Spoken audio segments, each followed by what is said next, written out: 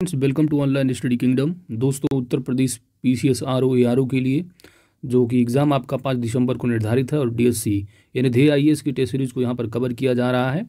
हिंदी के test series 5 test series हो चुके हैं और जीएस में 2 हो चुके हैं और आज यह तीसरा टेस्ट है जिसमें कि आप 140 क्वेश्चन को यहाँ पर कवर करेंगी। वीडियो के लास्ट में आप कमेंट करके ज़रूर आप बताइए दोस्तों आपके कितने सही हो रहे हैं। ठीक है, तो आइए स्टार्ट करते हैं। स्टार्ट करने से पहले आपसे रिक्वेस्ट है, अगर चैनल पर नए हैं वही क्या है सब्सक्राइब कर लीजिए और साथ ही ऑल नोटिफिकेशन बेल आइकन को आप प्रेस कर लीजिए ताकि आने वाली वीडियो की अपडेट्स आप सभी को प्राप्त होती रहे। ठीक है, चलो जैसा कि जानते हैं टेस्ट सीरीज जो है बाइलिंगुअल है। ठीक है, दोनों भाषाओं में है। यहाँ पर जो है हिंदी फॉन्ट को आपको कवर करना है। ठीक है, बाकी इंग्लिश से अगर इंग्लिश मीडियम है आपका तो पीडीएफ का लिंक वीडियो की डिस्क्रिप्शन में टेलीग्राम चैनल का लिंक दिया है, वहाँ पर आप ज्वाइन कर लीजिए, वहाँ पर पीडीएफ आपको मिल जाएगी। पहला प्रश्न आपके सामने दे रखा है, उपनिषद काल में राजा जनक कहाँ के शासक थे? यहां पर आप जानते हैं 16 महाजनपद दे रखे हैं। यहां पर आपको बताना कहाँ के जो है ये राजा रहे हैं।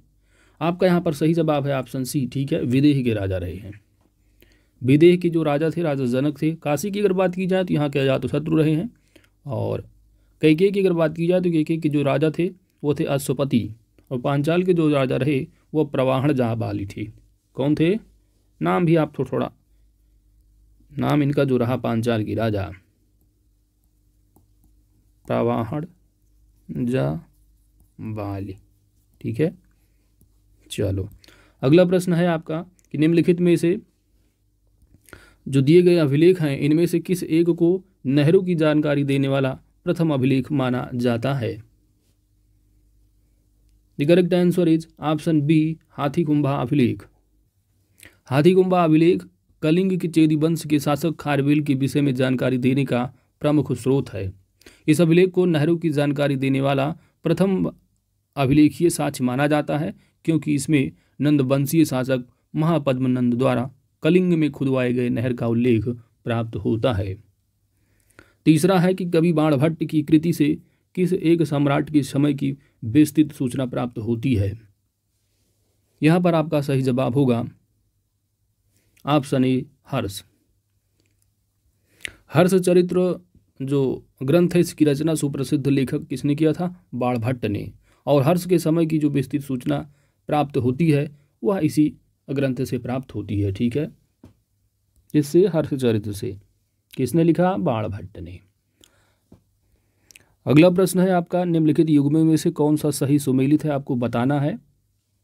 मठ दे रखे हैं और मठ किस प्रदेश में स्थित है आपको यहाँ पर बताना है। यदि आपने आंसर ए चुना है तो आप बिल्कुल सही हैं। ठीक है, देखिए श्रृंगेरी कर्नाटक में है, बिल्कुल सही है। पुरी उड़ीसा में है, बिल्कुल सही है। द्वारका गुजरात में है। लेकिन जो ज्योतिर्मठ है हिमाचल प्रदेश में नहीं है। ये कहाँ है? उत्तराखंड में। ठीक है, कहाँ है? उत्तराखंड में है। अगला जो प्रश्न है 5वां नंबर कि इल्बर्ट बिल का संगठित रूप से विरोध करने के लिए अंग्रेजों अथवा यूरोपियों ने किस एक संगठन की स्थापना की थी? यहाँ पर 4 संगठन के नाम दे रखे हैं और आपको यहाँ पर बताना है। ठीक है, थोड़ा यहाँ पर अगले पेज पर, इसलिए आप यहाँ पर थोड़ा एडजस्ट कीजिए। ठीक है, तो एल्बर्ट बिल का संगठित रूप से विरोध करने के लिए जो अंग्रेज ने किस एक संगठन की स्थापना की थी? यहाँ पर यूरोपियन एसोसिएशन दे रखा है, यूरोपियन डिफेंस एसोसिएशन है, ब्रिटिश एसोसिएशन और एंटी एल्बर्ट एसोसिएशन। तो यहाँ पर जो आपका सही जवाब होगा वह होगा ऑप्शन बी। ठीक है, यूरोपियन डिफेंस एसोसिएशन की जो है वो संगठन की जो है वो स्थापना की थी अंग्रेजों और यूरोपियों ने। ठीक है, इसका विरोध करने के लिए एल्बर्ट बिल का। तो यहाँ यूरोपियन डिफेंस एसोसिएशन की स्थापना की गई थी। लॉर्ड रिपन के कार्यकाल के दौरान एल्बर्ट बिल को लाया गया था और इस बिल द्वारा भारतीय न्यायाधीश को उन मामलों की सुनवाई करने का भी अधिकार प्रदान कर दिया गया जिनमें यूरोपीय नागरिक भी शामिल होते थे। इस बिल का संगठित रूप से विरोध करने के लिए अंग्रेज एवं यूरोपियों द्वारा यूरोपियन डिफेंस एसोसिएशन की स्थापना की गई थी। European defence association that is यूरोपीय रक्षा संघ। नेक्स्ट है कि अधोमुखी निष्पंदन सिद्धांत को सर्वप्रथम सरकारी नीति के रूप में किसने लागू किया था? यहाँ पर आपका सही जवाब होगा लॉर्ड ऑकलैंड ने, ऑप्शन ए। अधोमुखी निष्पादन सिद्धांत का अर्थ था शिक्षा समाज के उच्च वर्ग को दी जाए। इस वर्ग से छन छन कर ही शिक्षा का असर जनमानस तक पहुँचे। इस सिद्धांत को सर्वप्रथम सरकारी नीति के रूप में किसने लागू किया था? ऑकलैंड ने। That's it. चलिए अगला प्रश्न 7 नंबर है कि अंग्रेज भिखारी से अधिक घृणा करते हैं और मैं सोचता हूँ कि भिखारी घृणा के पात्र हैं भी। उपयुक्त कथन जो है वह किससे संबंधित है, यानी यह बात किसने कही थी? यहाँ पर आपका सही जवाब होगा लाला लाजपत राय से। ऑप्शन ए यहाँ पर सही जवाब हो जाएगा। भारत के उग्र राष्ट्रवाद के उदय में महत्वपूर्ण भूमिका का जो निर्वाह रहा और बाल गंगाधर तिलक, लाला लाजपत राय तथा बिपिन चंद्र पाल ने किया। लाला लाजपत राय कांग्रेस की याचना नीति की आलोचना करते थे। ठीक है, तो ये सारी बातें हैं। और याद रखना इंपॉर्टेंट तथ्य ये भी होता है दोस्तों, एग्जाम में पूछा जाता है गर्म दल और नरम दल। तो गर्म दल से जो बेसिकली उग्रवाद से संबंधित जो नेता रहे हैं बेसिकली वो लाल बाल पाल। लाल का मतलब है लाला लाजपत राय हो जाता है, और बाल से हो जाएगा बाल गंगाधर तिलक, और पाल से जो है वो बिपिन चंद्र पाल। तो लाल बाल पाल याद रखना, यह जो है वो गर्म दल के नेता कहे जाते हैं। ठीक है, चलो आगे बढ़ते हैं। नाउ अगला प्रश्न नंबर 8वां है दोस्तों, और यहाँ पर आपको बताना है कि अब्दुल हमीद लाहौरी जो एक राजकीय इतिहासकार थे किस मुगल शासक के दरबार में रहते थे? यहाँ पर आपका सही जवाब होगा ऑप्शन सी शाहजहाँ के। ठीक है, तो अब्दुल हमीद लाहौरी शाहजहाँ के शासनकाल में यात्री के रूप में आए थे और इन्होंने अपनी पुस्तक, नाम क्या है पुस्तक का? पादशाहनामा। पादशाहनामा, ठीक है, पादशाहनामक में जो है वो शाहजहाँकालीन इतिहास का इन्होंने वर्णन किया। किसने? अब्दुल हमीद लाहौरी। नेक्स्ट यहाँ पर सही सुमेलित नहीं है, आपको बताना है कौन सा गलत सुमेलित है। यहाँ पर कुछ समाचार पत्र या आप कह सकते पत्रिकाएं हैं जो किससे रिलेटेड है, आपको यहाँ पर बताना है कि कौन सा गलत सुमेलित है। यहाँ पर आपका जो इंदू प्रकाश है यह MG रेनाल्डे बिल्कुल सही है, इनसे संबंधित रहा। नेटिव ओपिनियन BN मांडलिक से। बॉम्बे जो क्रॉनिकल रहा वह गोपाल कृष्ण गोखले से संबंधित नहीं रहा, यह जो है फिरोज शाह मेहता ने इसको स्टार्ट किया था। फिरोज शाह मेहता ने स्टार्ट किया था, ना कि गोपाल कृष्ण गोखले। बाकी जो इंडियन मिरर है यह देवेंद्रनाथ टैगोर की रही, यह बात बिल्कुल सही है। यहाँ पर ऑप्शन सी सही कर लेना है इसको, यानी ऑप्शन सी यहाँ पर गलत सुमेलित है। आगे बढ़ते हैं। अगला प्रश्न है सूची 1 को सूची 2 से सुमेलित करें तथा नीचे दिए गए कूट की सहायता से सही उत्तर का चयन करना है। यानी यहाँ पर कुछ प्रमुख विद्रोह दे रखे हैं और किस राज्य से संबंधित रहे। देखिए ये जो टॉपिक है ना, ये आयोग का फेवरेट टॉपिक है, यहाँ से प्रश्न जरूर पूछता है। तो आपको यहाँ पर बताना है कि कौन सा विद्रोह जो है वो किस राज्य से संबंधित रहा। साथ ही कभी कभी विद्रोह का ईयर दे देते हैं मिलाने को, क्रोनोलॉजी, ठीक है, और कभी कभी नेता दे देते हैं कौन सा जो है वो नेता किस विद्रोह से संबंधित रहा। तो ये 3 चीज़ें जरूर एग्जाम में पूछी जाती हैं कोई एक। ठीक है, तो यहाँ पर आपको बताना है दोस्तों।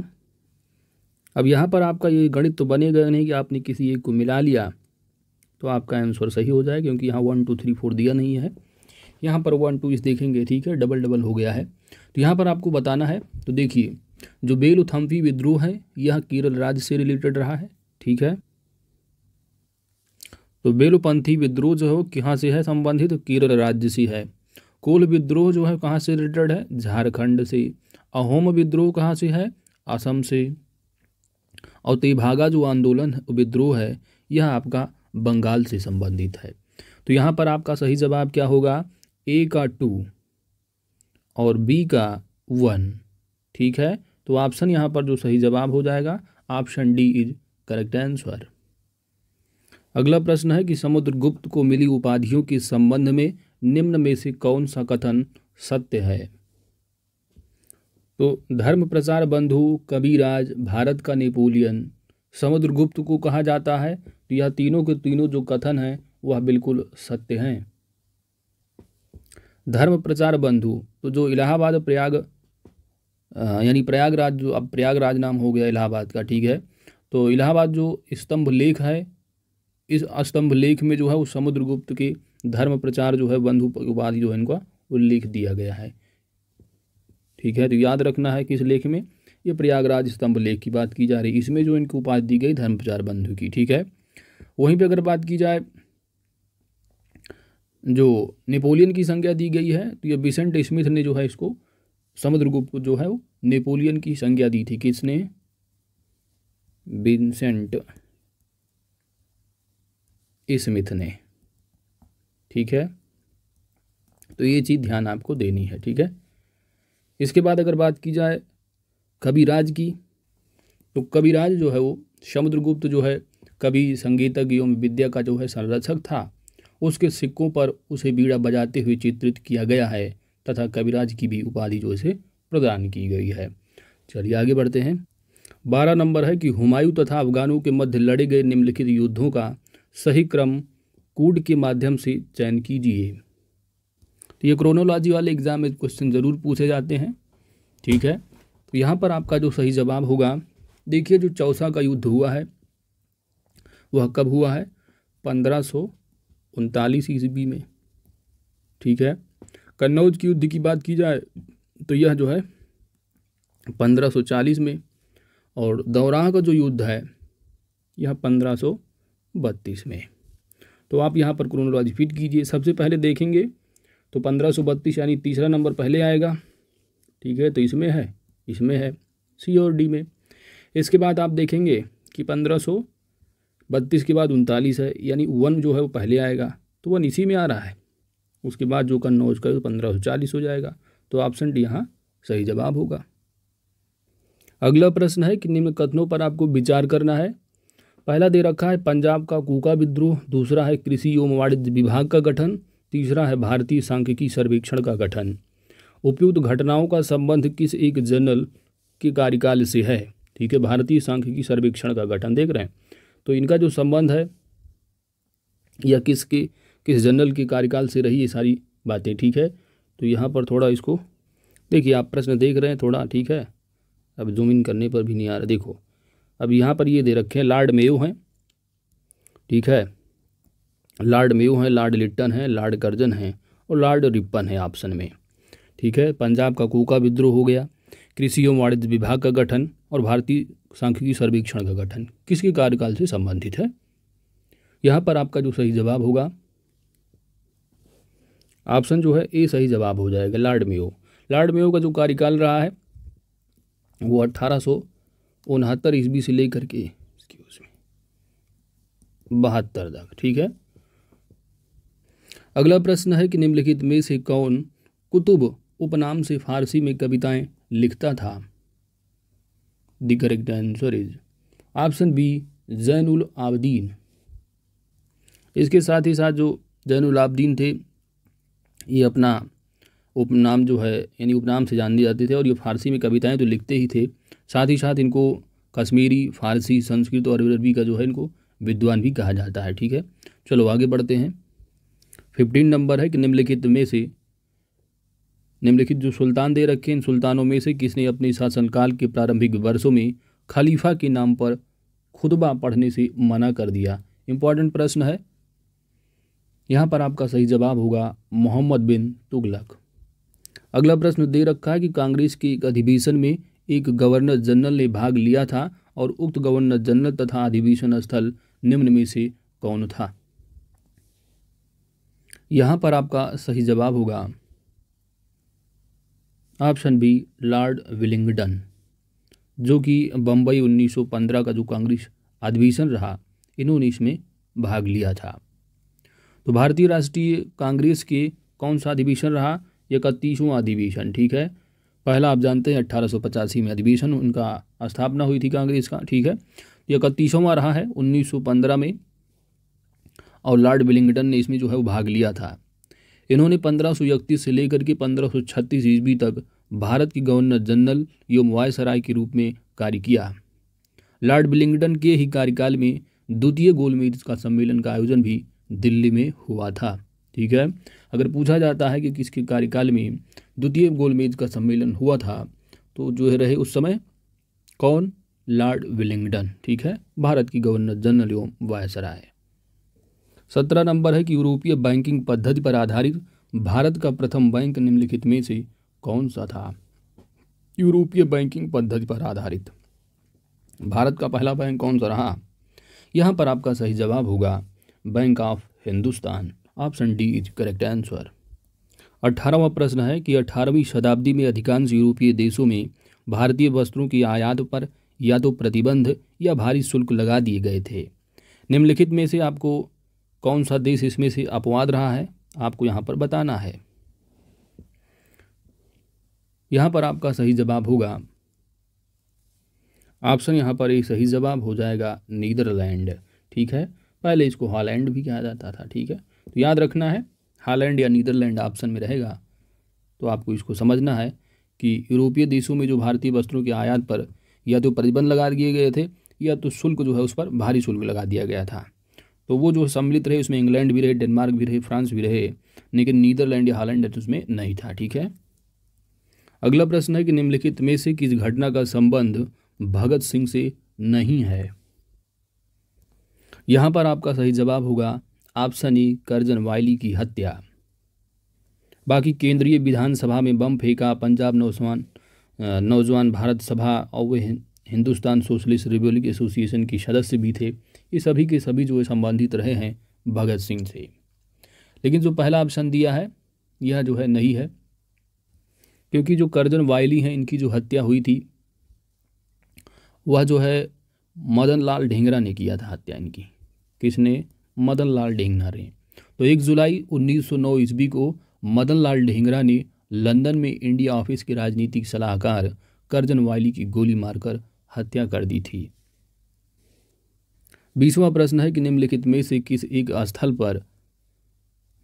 स्थल शिल्प पर विष्णु का वाराह अवतार दर्शाया गया है? ऑप्शन यहाँ पर सही जवाब होगा उदयगिरी गुफा। गुप्त काल में गुहा स्थापत्य कला का विकास हुआ। विदिशा के समीप है ये उदयगिरी। तो विदिशा के समीप उदयगिरी की कुछ गुफाओं का निर्माण इस युग में करवाया गया था और यहाँ पर जो है वो वराह गुफा का निर्माण भगवान विष्णु के सम्मान में करवाया गया था। आगे बढ़ते हैं। अब ये जियोग्राफी का क्वेश्चन है, वर्ल्ड जियोग्राफी। आप जानते हैं जो गर्म धाराएं और ठंडी जल धाराएं हैं, यहाँ से एक क्वेश्चन जरूर बनता है एग्जाम में, तो इस टॉपिक को आप अच्छे से कवर कर लीजिएगा। यहाँ पर है निम्नलिखित जलधाराओं में कौन सी गर्म जलधाराएं हैं? गर्म जलधाराएं। तो यहाँ पर आपका जो सही जवाब होगा, देखिए जो फॉकलैंड है, लैब्राडोर है, कनारी है, ये सभी जो तीनों धाराएं दे रखी हैं ये जो है कैसी धाराएं हैं? ठंडी जलधाराएं हैं। ठीक है, जबकि जो ब्राज़ील की है, तो ब्राज़ील की जो जलधारा है यह अटलांटिक महासागर में प्रवाहित होने वाली गर्म जलधारा है। कैसी है? गर्म। ठीक है, तो इसलिए आपका सही जवाब होगा केवल और केवल 2, ऑप्शन सी करेक्ट आंसर। अगला प्रश्न है कि निम्नलिखित में से कौन सा एक कथन धारवाड़ क्रम की चट्टानों के संबंध में सत्य है? पहला दे रखा है कि यह प्राचीनतम परतदार चट्टानें हैं, बिल्कुल सही है। दूसरा दिया है कि अरावली पर्वत का निर्माण इसी क्रम की चट्टानों से हुआ है, यह भी सही है। असम के पठारी भागों में यह शिलांग श्रेणी के नाम से विस्तृत है। तो सभी के सभी जो कथन हैं वह बिल्कुल सत्य हैं। अगला जो प्रश्न है आपको बताना है निम्नलिखित जो युग्म दिए हैं इनमें से कौन बेमेल है? ठीक है, देखिए जो तीनों के तीनों जो सिटी झील हैं, ठीक है, अथाबास्का झील है, ग्रेट बैरियर झील है, तो ग्रेट बियर, अथाबास्का और ये ग्रेट स्लेव झील, ये तीनों के तीनों जो कहाँ है, किस कंट्री में? तो कनाडा में है। ठीक है, कनाडा में। और इसके बाद ये किस नगर जो दिया है, यूरेनियम सिटी, पोर्ट रेडियम और येलोनाइफ, ये तीनों के तीनों तो सही हैं। इन्होंने प्रश्न जो पूछा है यह पूछा है कि कौन से बेमेल है, यानी सुमेलित नहीं है। ठीक है, तो आप इसको यहाँ कर लीजिए कौन सा सुमेलित है। ठीक है, इस तरह कर लीजिए, या मेल है, बेमेल नहीं। ठीक है, तो यहाँ पर जो है सुमेलित कौन से हैं ये आपको यहाँ पर सही बताना है, इस तरह कर लेना है। तो यहाँ पर जो आपका सही जवाब होगा दोस्तों वह होगा ऑप्शन ए। ठीक है, यानी जो कथन दे रखे हैं झील, नगर, ये सभी की सभी सुमेलित हैं। आगे बढ़ते हैं। अगला प्रश्न है कि सूची दे रखी है, सूची 1 है, सूची 2 है, और यहाँ पर आपको मिलान करके, यानी यह साइंस का प्रश्न है आपका। ठीक है, यहाँ पर मिलान करना है और मिलान करके यहाँ पर सही मिलान बताना है, आंसर क्या होगा सही। ठीक है, कूट का। तो देखिए जो रजत क्रांति है आप सिंपल सा पकड़ लेंगे, यहाँ रजत क्रांति जो है अंडा उत्पादन से संबंधित है, ठीक है। और सुनहरी जो क्रांति है यह फल उत्पादन से संबंधित है। साथ ही साथ जो भूरी क्रांति है यह नदियों को जोड़ने से की योजना है, तो यह बात गलत है, क्योंकि जो भूरी क्रांति है यह ऊर्जा एवं उर्वरक उत्पादन से रिलेटेड है। जबकि जो अमृत क्रांति है तो अमृत क्रांति यह नदियों को जोड़ने की योजना है, यानी ए का 2 होगा, बी का 1 होगा। ए का 2 है और बी का 1 है, सी का 3 है और डी का 4 है, यानी ऑप्शन ए यहाँ पर सही जवाब होगा। अगला जो प्रश्न है आपको यहाँ पर बताना है, कथनों पर विचार करना है और सत्य कथन को यहाँ पर आपको चुनाव करना है। तो नोआमंडी लौह अयस्क क्षेत्र जो है यह झारखंड में स्थित है, तो यह बात बिल्कुल सत्य है, तो पहला आपका सही हो गया। दूसरा है मूसाबानी, मूसाबानी यह उड़ीसा राज्य में स्थित है, तो यह बात बिल्कुल गलत है। मूसाबानी जो है ये झारखंड में स्थित है, कहाँ, झारखंड राज्य में। और यह तांबा उत्पादन हेतु प्रसिद्ध है, तो यह मूसाबानी जो है उड़ीसा में नहीं है, झारखंड में है, और यह तांबा उत्पादन के लिए प्रसिद्ध है, ये बात तो सही है, लेकिन उड़ीसा में नहीं, झारखंड में। दूसरा गलत हो जाता है, तो आपका सही जवाब क्या होगा, केवल और केवल एक आंसर होगा। 26 नंबर है, एनवायरनमेंट से संबंधित है।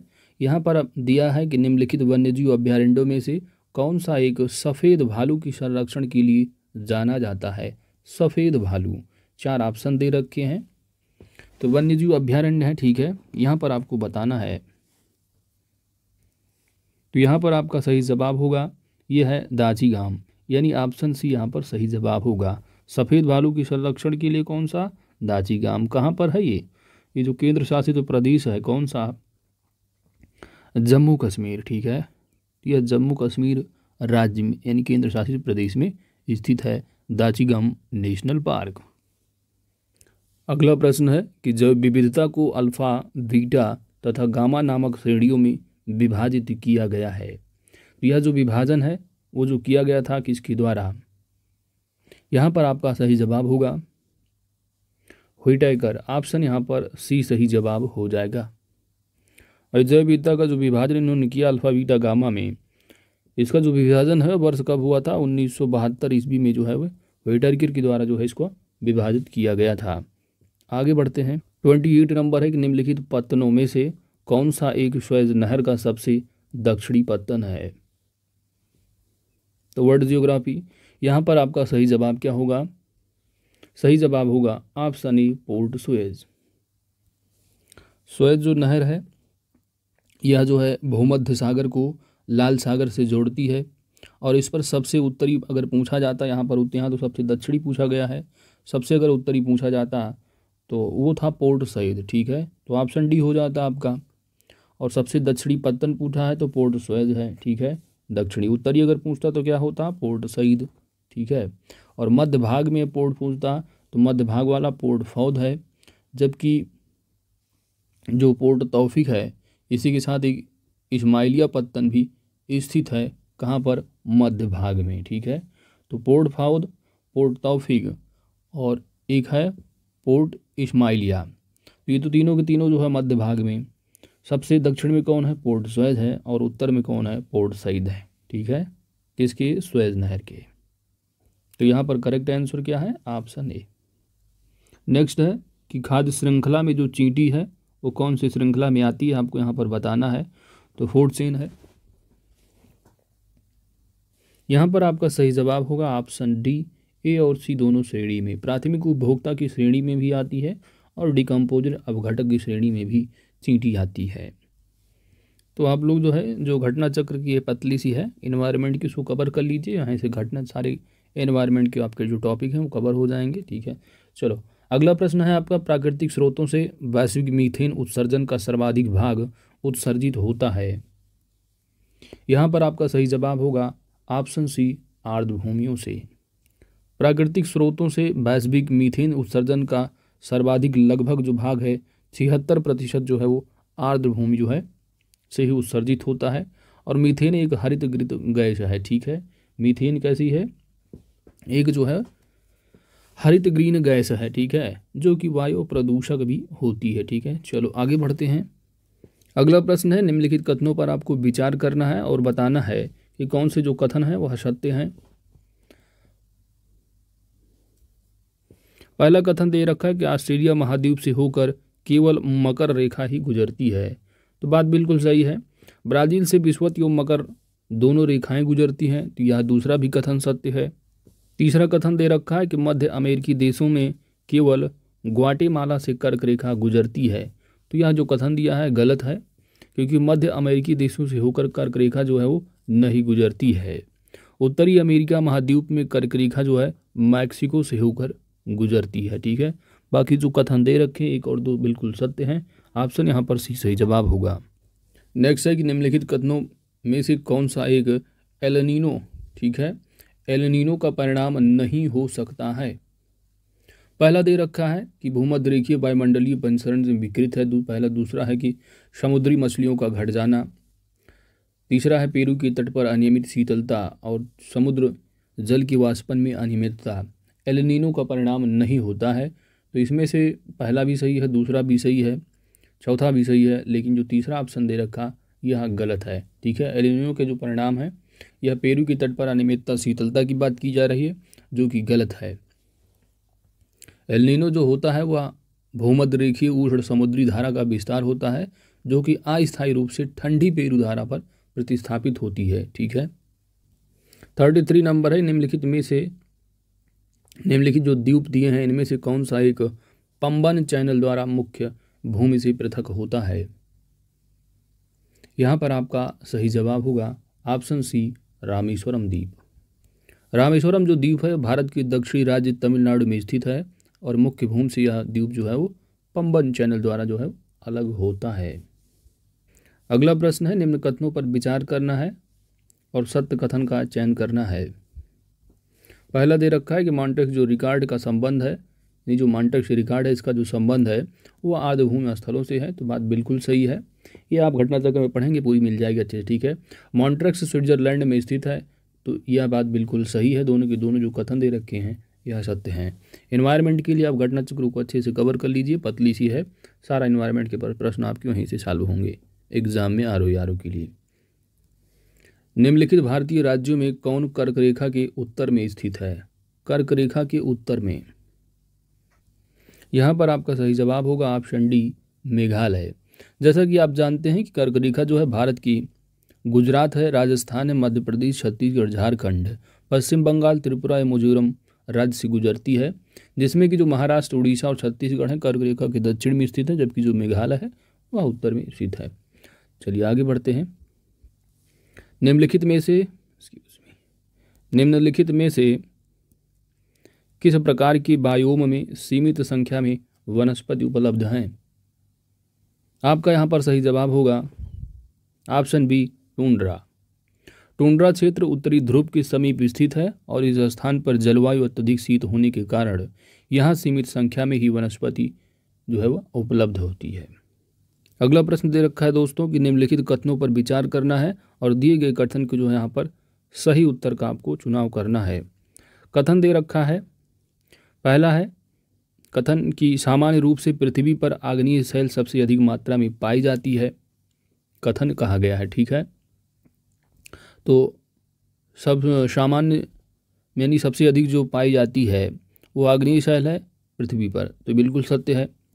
दूसरा कहा जा रहा है कि कारण क्या है, कारण ये बताया जा रहा है कि जो आग्नेय शैल है सबसे अधिक मात्रा में पाई जाती है पृथ्वी पर, तो इसका कारण जो है क्या है, कारण यह है कि पृथ्वी की भूपर्पटी का 2/3 भाग इन्हीं शैलों से बना है, इसलिए जो है बताया जा रहा है कि पृथ्वी पर जो आग्नेय शैल सबसे अधिक मात्रा में पाई जाती है। तो कथन भी सही है और कथन का जो कारण बताया जा रहा है यह सही व्याख्या भी कर रहा है, तो ऑप्शन ए यहाँ पर सही जवाब हो जाएगा।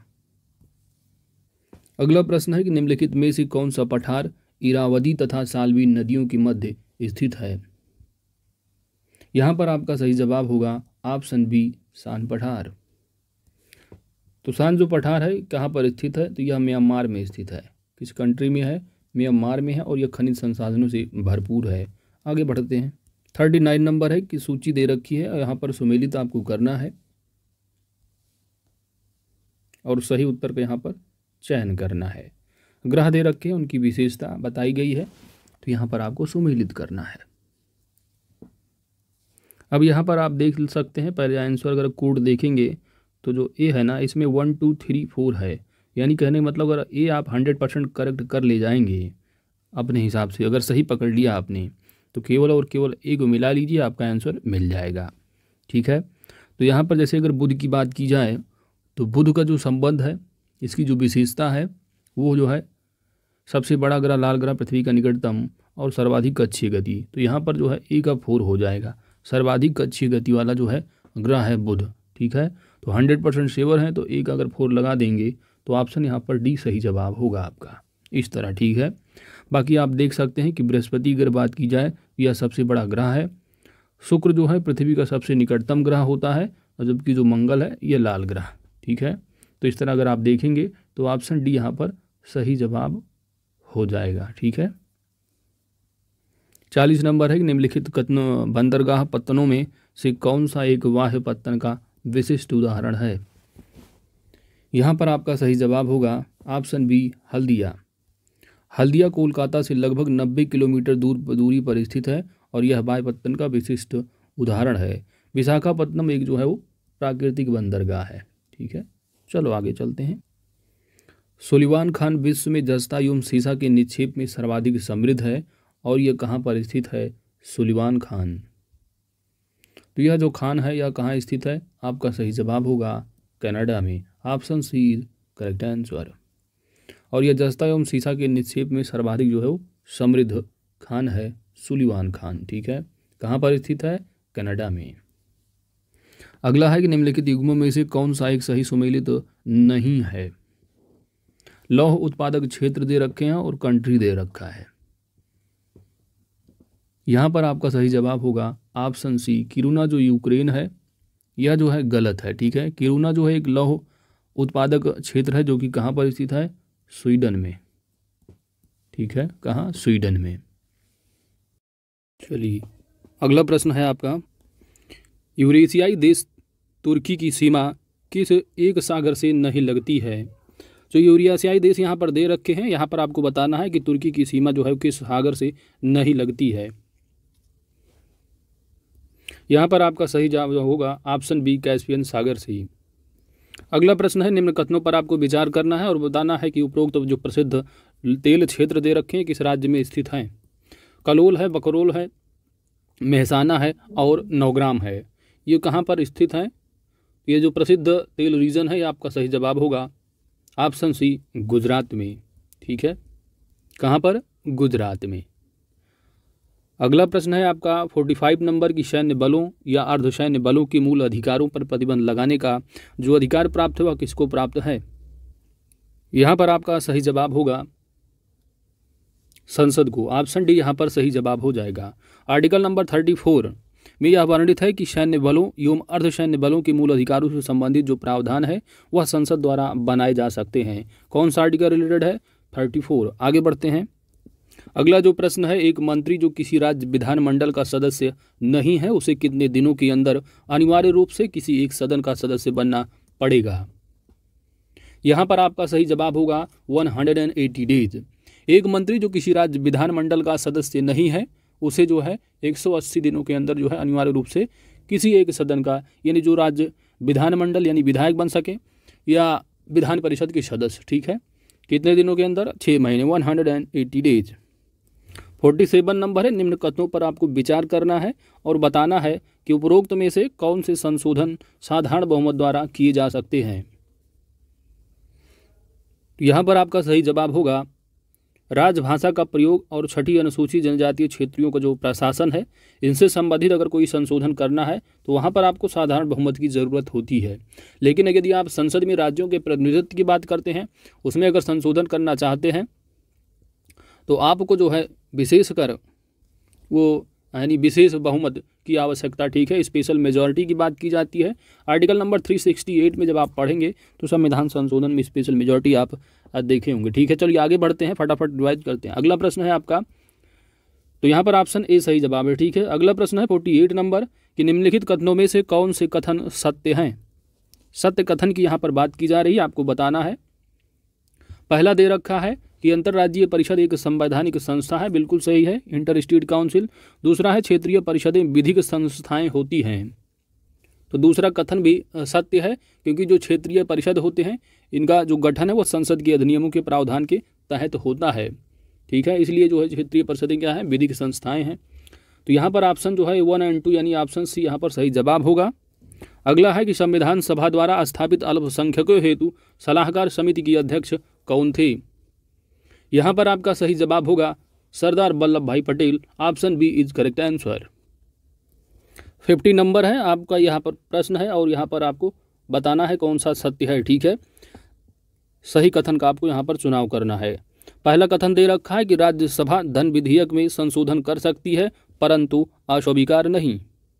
तो पहला जो कथन दे रखा है यह जो है बिल्कुल जो है क्या है, गलत है, ठीक है। राज्यसभा में धन विधेयक, देखिए जो धन विधेयक है वो आपको लोकसभा में पेश किया जाता है, लोकसभा में पेश करने के बाद राज्यसभा को भेज दिया जाता है। अब राज्यसभा वाले जो सोचते हैं 14 दिन के अंदर, मान लो अगर उनके पास भेजा गया बिल, ठीक है, 14 दिन के अंदर उनका अगर कोई रिएक्शन नहीं आता, कुछ वो जवाब नहीं देते हैं, तो मान लिया जाता है कि राज्यसभा से भी पास हो गया है। तो राज्यसभा के पास मनी बिल के संबंध में कोई ज़्यादा खास पावर होती नहीं है, ठीक है, मतलब आप कह सकते हैं बिल्कुल ना के बराबर है। तो यहाँ पर जो इन्होंने लिखा है संशोधन कर सकती है, बात गलत है, ठीक है, ना तो संशोधन कर सकती है और ना ही अस्वीकार, ठीक है। अस्वीकार अगर कर भी देते हैं तो स्वीकार ही माना जाएगा, ठीक है, 14 दिनों के अंदर अगर कुछ रिएक्शन नहीं करते। चलिए अगला पॉइंट दे रखा है अनुदान मांगों पर दोनों सदनों में जो मतदान होता है अनुदान मांगों पर।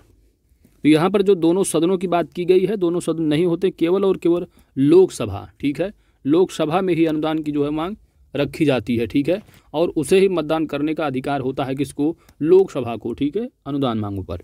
राज्यसभा की कोई बात नहीं होती है। तो यहाँ पर दोनों के दोनों जो कथन दे रखे हैं गलत है, ऑप्शन यहाँ पर डी सही जवाब हो जाएगा। अगला प्रश्न है अनुच्छेद 227 में वर्णित उच्च न्यायालय की अधीनस्थ न्यायालय पर अधीक्षण शक्ति को किस वाद में अनुल्लंघनीय मौलिक ढांचा घोषित किया गया है?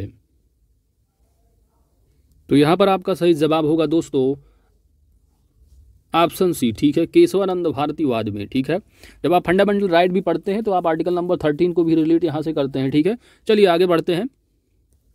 भारतीय संसद के परिप्रेक्ष्य में शून्यकाल कहा जाता है, शून्यकाल, ठीक है, 0 आवर की यहाँ पर बात की जा रही है, ठीक है, 0 काल, ये सब जो एग्जाम में पूछे जाते, पीसीएस में इससे रिलेटेड एक क्वेश्चन पूछा गया था, ठीक है, तो इस टॉपिक को आप अच्छे से कवर कर लीजिएगा। भारतीय संसद के परिप्रेक्ष्य में शून्यकाल कहा जाता है, तो यहाँ पर आपका सही जवाब क्या होगा दोस्तों? ऑप्शन यहाँ पर सही जवाब होगा प्रश्नकाल के तुरंत बाद का जो समय होता है वह शून्यकाल का होता है। अगला प्रश्न है निम्नलिखित में से किस एक आधार पर राष्ट्रपति द्वारा संवैधानिक आपात की घोषणा की जा सकती है? तो यहां पर आपका जो सही जवाब होगा वह होगा ऑप्शन सी, केंद्र द्वारा दिए गए निर्देशों का पालन करने या उसे प्रभावी बनाने में असफलता के आधार पर जो है वो संवैधानिक आपात की घोषणा की जा सकती है राज्य किसी मतलब राष्ट्रपति द्वारा, ठीक है। तो याद रखना है, इंपॉर्टेंट तथ्य। आगे चलते हैं, ठीक है। जब आप पढ़े होंगे संविधान में आर्टिकल नंबर 356 कि जब राज्य का शासन संवैधानिक आधार पर न चलाया जा रहा हो तब राष्ट्रपति जो है संवैधानिक आपात की घोषणा करते हैं, ठीक है। आर्टिकल कौन सा रिलेट करता है? 356 है, ठीक है। जो पार्ट जो है आपका आपात उपबंधों का जो पार्ट है आपका भाग है वो कौन से आर्टिकल से है? तो 352 से लेकर के 360 की बात की जाती है, ठीक है। इसी के अंदर ये प्रोविजंस दिए हैं, इमरजेंसी प्रोविजंस। चलिए आगे बढ़ते हैं। निम्नलिखित में से कौन सा आयोग भारत सरकार के कार्मिक मंत्रालय के अधीन या अंतर्गत कार्य नहीं करता है? ठीक है, यहां पर आपका सही जवाब होगा ऑप्शन बी, राष्ट्रीय अन्वेषण अभिकरण। ठीक है, यह जो है कार्मिक मंत्रालय के अधीन नहीं कार्य करता है, यह जो है गृह मंत्रालय के अधीन कार्य करता है। ठीक है, चलिए आगे बढ़ते हैं।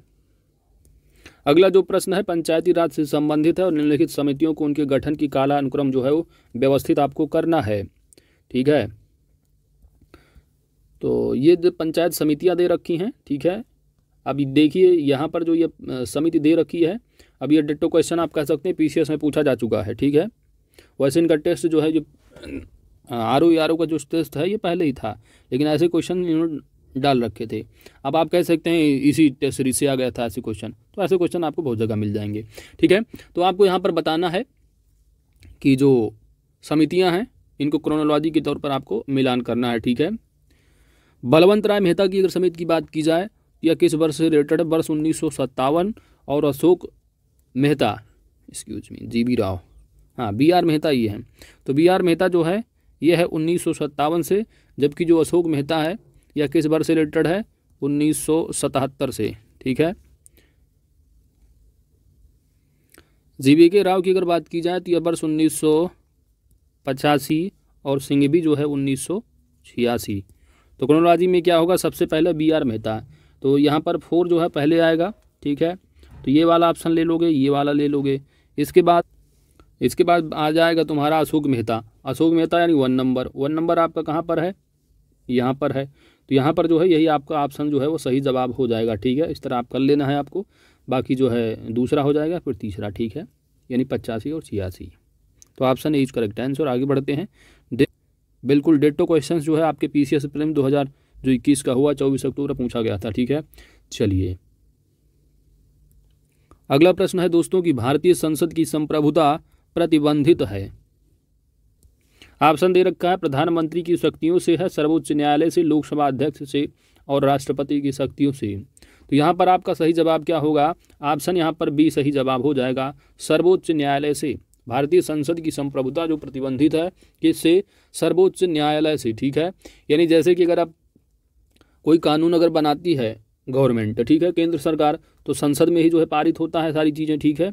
उसके बाद राष्ट्रपति की सहमति मिलती है। अब क्या है कि जैसे कि अब बेसिक स्ट्रक्चर अगर यानी जो आपका फंडामेंटल राइट्स हैं, अगर उसमें कुछ संविधान संशोधन अगर किया जा रहा है, ठीक है, तो उसमें यह कहा जा रहा है कि बेसिक स्ट्रक्चर जो बेसिक आपकी मूल अधिकार है उसका हनन ना हो, ठीक है। तो अगर संसद क्या है संशोधन करती है, तो इस तरह का संशोधन क्या है इस पे जो है वो सर्वोच्च न्यायालय क्या करेगा? प्रतिबंधित करेगा उनकी संप्रभुता को, ठीक है, संसद की। ये नहीं कि संसद जो चाहे वो कर ले, ठीक है। तो ये जाए आप केरल केशवानंद भारती बनाम केरल आज में आप पढ़ें, आर्टिकल नंबर 13 रिलेटेड होगा फंडामेंटल राइट से, ठीक है। चलिए आगे बढ़ते हैं, ठीक है। तो चलो, तो यहाँ पर ध्यान देना है कि सर्वोच्च न्यायालय जो है वो प्रतिबंधित करेगा, उसका क्या करेगा? रिव्यू कर सकता है, ठीक है। अगला प्रश्न है आपका कि राष्ट्रपति किस अनुच्छेद के तहत किसी जाति को अनुसूचित जनजाति की सूची में शामिल कर सकता है? यहाँ पर आपका सही जवाब होगा आर्टिकल 342, जिसके तहत राष्ट्रपति किसी जाति को अनुसूचित जाति की सूची में शामिल कर सकता है। कौन सा आर्टिकल है? 342 है। अगला प्रश्न है, निम्नलिखित आपको विचार करना है और यहाँ पर जो है यह बताना है कि किस विधेयक पर संयुक्त बैठक यानी ज्वाइंट सेशन जो है वो का प्रावधान नहीं है। तो यहाँ पर जो साधारण विधेयक दे रखा है, साधारण विधेयक अगर के संबंध में ज्वाइंट सेशन जो है वो यानी जो राष्ट्रपति जो ही आहूत करते हैं, लेकिन अध्यक्षता आप जानते हैं स्पीकर करते हैं। आर्टिकल नंबर 188 आप पढ़े होंगे, ठीक है। तो इसमें क्या है कि जो संयुक्त बैठक की प्रावधान की बात की जाती है वह केवल और केवल यहाँ पर जो है साधारण विधेयक के बारे में, ठीक है। प्रावधान किसमें नहीं है? धन विधेयक के मामले में और संविधान संशोधन अगर होता है तो उसके मामले में ज्वाइंट सेशन की जो है कोई प्रावधान नहीं है। तो ऑप्शन यहाँ पर बी सही जवाब हो जाएगा, ठीक है। 2 और 3। 59 नंबर है कि निम्नलिखित प्रावधानों में से किसके अंतर्गत प्रत्येक पंचायत में अनुसूचित जातियों तथा अनुसूचित जनजातियों के लिए आरक्षण की व्यवस्था की गई है? तो यहाँ पर आपका जो सही जवाब होगा वह होगा आर्टिकल नंबर 243D, ठीक है। आरक्षण की जो बात की गई है 243D में ऑप्शन यहाँ पर डी सही जवाब होगा। 243 घाट, ठीक है, 243 घाट डी। अगला प्रश्न है दोस्तों कि भारतीय संविधान में पंचायती राज की स्थापना से संबंधित भाग कौन है? अनुसूची, ठीक है, यानी किस पार्ट से संबंधित है और शेड्यूल आपको बताना है। तो यहाँ पर आपका जो सही जवाब होगा, देखिए जो पार्ट है, पार्ट कौन सा है? पार्ट जो है 9 आता है, ठीक है, पार्ट जो है 9 होता है। और शेड्यूल की अगर बात की जाती है तो 11वीं अनुसूची है। तो पार्ट 9 और 11, ठीक है। तो यहाँ पर जो आपका सही जवाब होगा वह होगा option A is correct answer. निम्नलिखित युग्म में से कौन सा सही सुमेलित नहीं है? यानी जो संविधान के कुछ प्रोविजंस हैं वो किस कंट्री से एब्जॉर्ब किए गए हैं आपको यहाँ पर बताना है। कौन सा सुमेलित नहीं है? देखिए जो आपका संसदीय विशेषाधिकार है यह ब्रिटेन से लिया गया है, बिल्कुल सही है। तदर्थ न्यायाधीशों की जो नियुक्ति है इसका जो प्रोविजन से कहाँ से लिया गया है, तो यह फ्रांस से, ठीक है। जबकि जो सर्वोच्च न्यायालय का परामर्शी क्षेत्राधिकार होता है यह ऑस्ट्रेलिया से लिया गया है, ये बता रहे हैं, जो कि गलत है। कहाँ से लिया गया है, यह जो है कनाडा से है। कहाँ से, कनाडा से है। तो यहाँ पर सी ऑप्शन क्या है, गलत है, इसलिए सी जो है सही जवाब होगा। बाकी जो जुडिशियल रिव्यू की बात की जाती है, इसकी जो पावर है यह अमेरिका से ली गई, बिल्कुल सत्य है, ठीक है। तो यहाँ पर जो सभी के सभी सही हैं, लेकिन ऑप्शन सी जो है वह गलत है, इसलिए ऑप्शन सी सही जवाब हो जाएगा। अगला प्रश्न है 62 नंबर, निम्नलिखित में से किस एक को भ्रम उत्पन्न करने वाली दवा के रूप में जाना जाता है। तो साइंस का प्रश्न है, आपका यहाँ पर सही जवाब होगा ऑप्शन बी, LSD। LSD का जो फुल फॉर्म है इसको याद रखना है, लाइसर्जिक।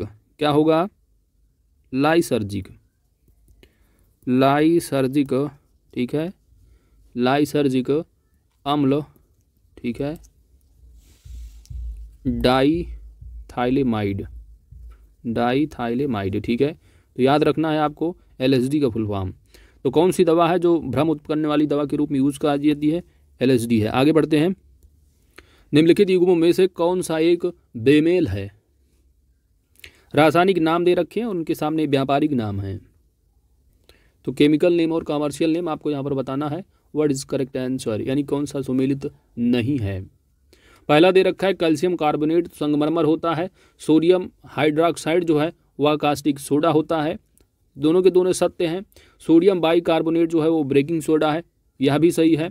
और जो कैल्शियम सल्फेट है यह चाक होता है, तो चाक जो होता है ये जो है कैल्शियम कार्बोनेट होता है, ना कि कैल्शियम सल्फेट।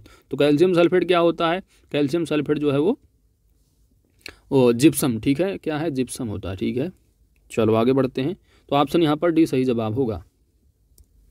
निम्नलिखित में से कौन सा एक प्रोटीन की कमी से होने वाला रोग है, प्रोटीन की कमी से। यहाँ पर आपका सही जवाब होगा ऑप्शन सी, क्वाशियोकार। ऑप्शन सी यहाँ पर सही जवाब हो जाएगा। क्वाशियोकार एक पोषण संबंधी विकार है और यह बच्चों में प्रोटीन की कमी से होता है, ठीक है। बाकी जीरो पैथेलीमिया की अगर बात की जाए तो जीरो पैथेलीमिया जो है विटामिन ए की कमी से होने वाला नेत्र संबंधी रोग होता है, विटामिन ए से। जबकि जो हिमारेजी है यह विटामिन के की कमी से होने वाला रक्तस्रावी रोग है। वहीं पर निक्टालोपिया, तो निक्टालोपिया जो है विटामिन ए की कमी से होने वाला सामान्य रतौंधी रोग होता है, ठीक है।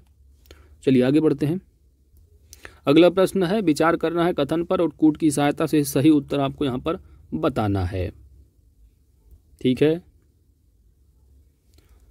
कथन दे रखा है कि द्रवित पेट्रोलियम गैस का जो प्रमुख घटक होता है वह मीथेन होता है।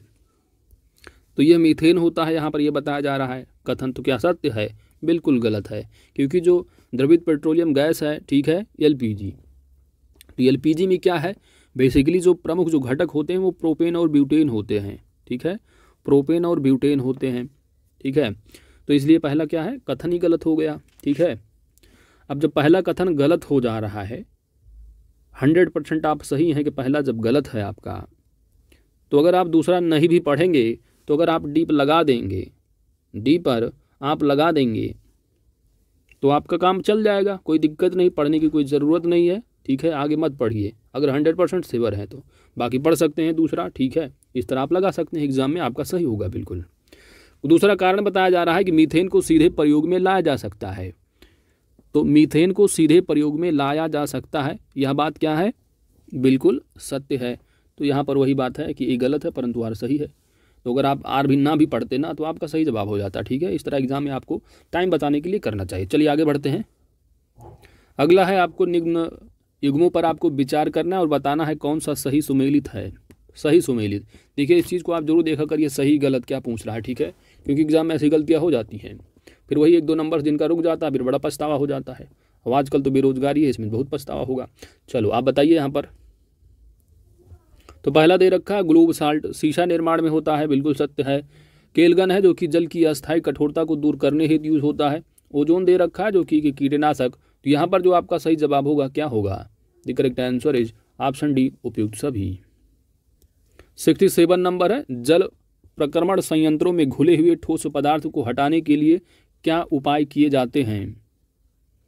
तो यहाँ पर आपका सही जवाब क्या होगा? The correct answer is option C, reverse osmosis, आसवन और आयन एक्सचेंज। 68 नंबर है, वर्णक युक्त और प्रकाश परावर्तक जो कोशिकाएं हैं वो हैं क्या? 4 option, what is correct answer? The correct answer is option C, chromatophore. Option यहाँ पर सी सही जवाब हो जाएगा। क्रोमेटोफोर उभयचरों, मत्स्य, रेंगने वाले जीवों में पाई जाने वाली वर्णक युक्त और प्रकाश परावर्तक कोशिकाएं होती हैं। अगला प्रश्न है 69 नंबर कि डिनेचर्ड अल्कोहल क्या होता है? यहां पर आपका सही जवाब होगा ethanol plus methanol. Option C is correct answer, यानी इन दोनों का क्या है? मिश्रण है। आगे बढ़ते हैं। 70 नंबर है कि निम्नलिखित प्रदूषकों तत्वों में, निम्नलिखित जो प्रदूषक तत्वों में कौन एक अपने मूल स्वरूप में रहकर प्रदूषण फैलाता है? यहां पर आपका सही जवाब होगा ऑप्शन ए, DDT। नेक्स्ट है, वर्णांध व्यक्ति किन रंगों में भेद नहीं कर सकता है? यहां पर आपका सही जवाब होगा रेड एंड ग्रीन, यानी ऑप्शन यहां पर डी सही जवाब हो जाएगा। Option D is correct answer. अगला प्रश्न है आपका, प्रोबायोटिक पद किसके लिए प्रयुक्त किया जाता है? प्रोबायोटिक, यहाँ पर आपका सही जवाब होगा सजीव सूक्ष्मजीवी खाद्य संपूरक के लिए। ऑप्शन यहाँ पर डी सही जवाब हो जाएगा।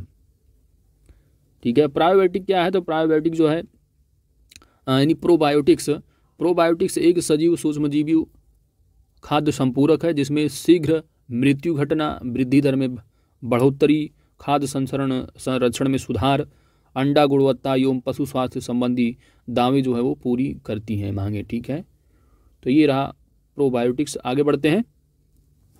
जब शुद्ध जल प्रबलता से उबलता है तो सतह की ओर उठने वाले बुलबुले मुख्यतः किससे बने होते हैं? तो दूध सभी ने उबाला होगा। यहाँ पर जो आपका सही जवाब होगा वह होगा ऑप्शन ए, वायु। जब शुद्ध जल प्रबलता से उबलता है तो सतह की ओर उठने वाले, ठीक है, तो ध्यान देना है शुद्ध जल की अगर बात की जा रही, ठीक है, तो वायु होता है कारण। ठीक है, ठीक है, शुद्ध जल आप देखें जब 100 सेंटीग्रेड हो जाता है तो उबलने लगता है, उसमें बीच में बुलबुला निकलने लगता है। ठीक है, तो जब शुद्ध जल प्रबलता से उबलता है तो सतह की ओर जो उठने वाले बुलबुले होते हैं मुख्यतः किसके बने होते हैं? तो यहाँ पर जो आपको बताना है वायु होगा ऑप्शन। ठीक है, 74 नंबर है कि ठोस पदार्थों में ऊष्मा का एक स्थान से दूसरे स्थान पर संचरण किस विधि द्वारा होता है? यहाँ पर आपका सही जवाब होगा ऑप्शन सी, चालन। ठोस पदार्थों में ऊष्मा का एक स्थान से दूसरे स्थान पर संचरण चालन विधि द्वारा होता है। इस प्रक्रिया में क्या होता है कि पदार्थ के गुण अपना स्थान परिवर्तित किए बिना निकट के अणुओं में क्या है? ऊष्मा प्रदान करते हैं। 75 नंबर है कि सूर्य की उपस्थिति में त्वचा में बनने वाला जो विटामिन होता है वह कौन सा होता है? तो आप कह सकते हैं बच्चों वाला सवाल है। ऑप्शन यहाँ पर डी सही जवाब हो जाएगा। ठीक है, इस तरह पीसीएस में भी पूछ लिया जाता है विटामिन सी सबसे ज़्यादा किसमें पाई जाती है, जो कि बच्चों वाले सवाल यूपी पीसीएस का फेवरेट प्रश्न है, विटामिन सी खासकर। यहाँ पर जो है पहला 76 नंबर है, निम्नलिखित में से कौन सा एक हृदय का प्राकृतिक पेसमेकर है? यहाँ पर आपका सही जवाब होगा यस, ए नोड्स। ऑप्शन यहाँ पर सी सही जवाब हो जाएगा। तो सिनाइट्रियल जो नोड होता है वह कोशिकाओं का एक समूह है और यह हृदय के दाहिने कक्ष में स्थित होता है। कौन?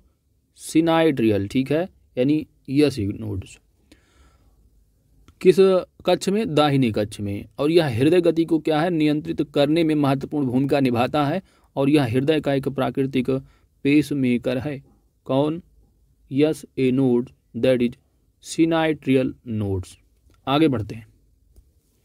पेप्टाइड क्या है? देखिए जो आपका पीसीएस आरओ का पेपर होने वाला है, साइंस का अच्छा खासा जो है मार्जिन रहता है, तो साइंस के लिए लूसेंट की जो बुक आती है उसको पढ़ लेना चाहिए और घटना तक के सारे क्वेश्चंस लगा लेना चाहिए, क्योंकि 18 से जो है आपको 20 प्रश्न देखने को मिलेंगे।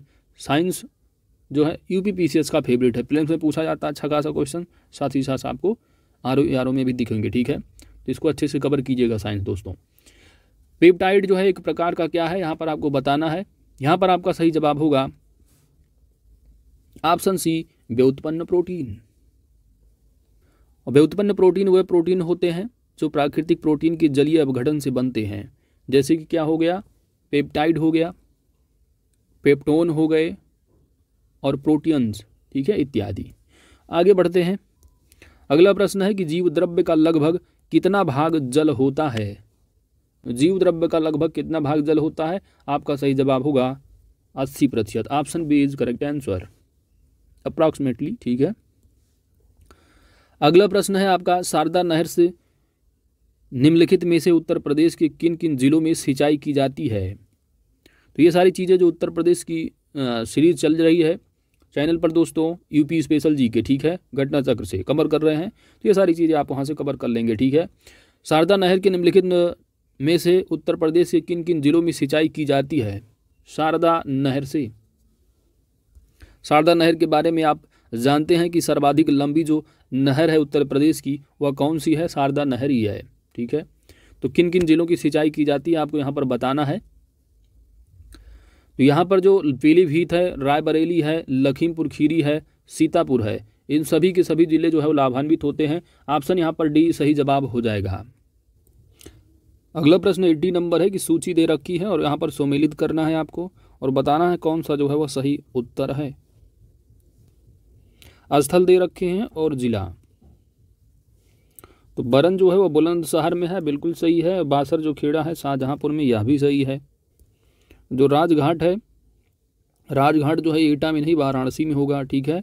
राजघाट जो है वाराणसी में, जबकि अंतर्गत जेखेड़ा जो है एटा में है। तो पहला यानी का ए का जो है 1 रहा है और बी का भी 1 रहा है। सी की अगर बात की जाए तो यहाँ 4 में हो जाएगा और डी की अगर बात की जाए तो यह जो है 3 में हो जाएगा, ठीक है। तो डी का 3, तो ए का 1, बी का 1, ए का 1, बी का 1, सी का 4 और डी का 3। तो ऑप्शन यहाँ पर आपका बी जो है वह सही जवाब, ओ सॉरी, ठीक है, यहाँ पर क्या है कि गलत हो रहा है, ठीक है।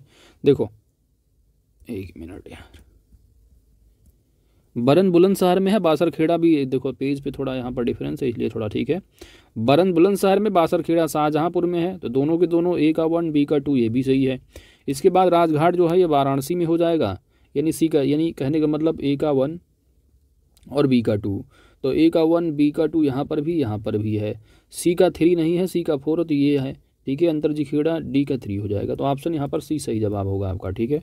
पेज है थोड़ा दूसरे पेज पे, इसलिए यहाँ पर थोड़ा प्रॉब्लम। आगे बढ़ते हैं।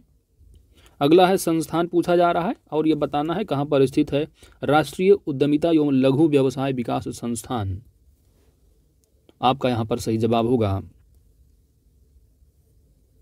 यह जो है गौतम बुद्ध नगर में है। ऑप्शन यहाँ पर डी सही जवाब हो जाएगा।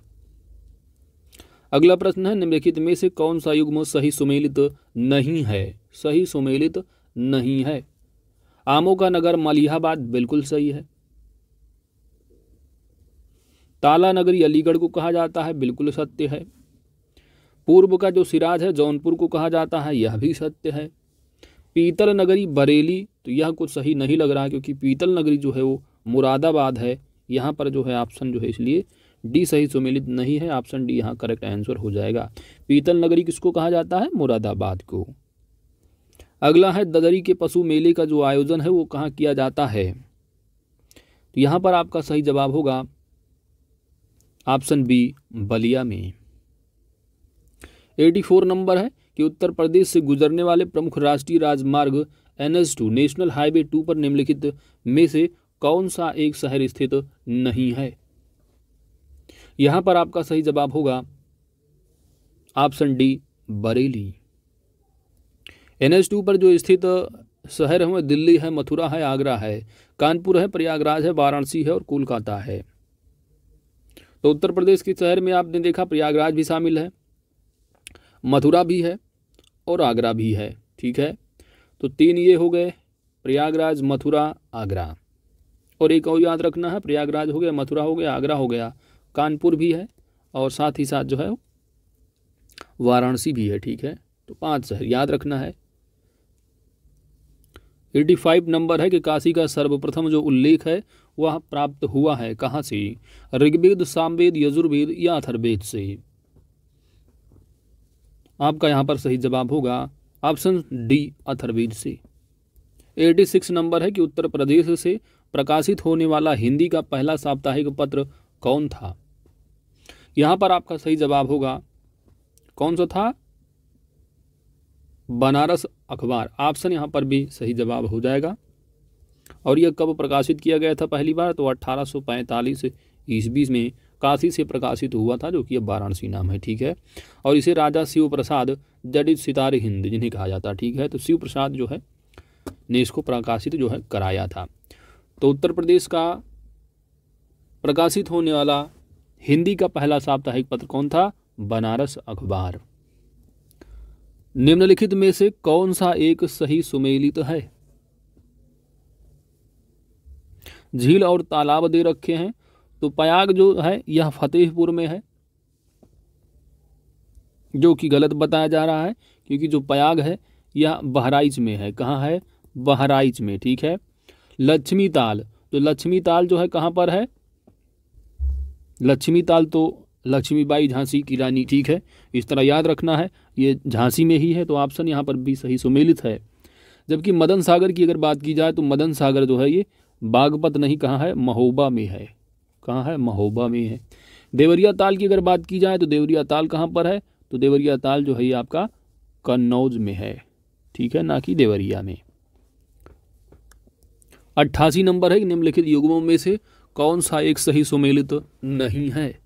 कौन सा एक सही सुमेलित नहीं है?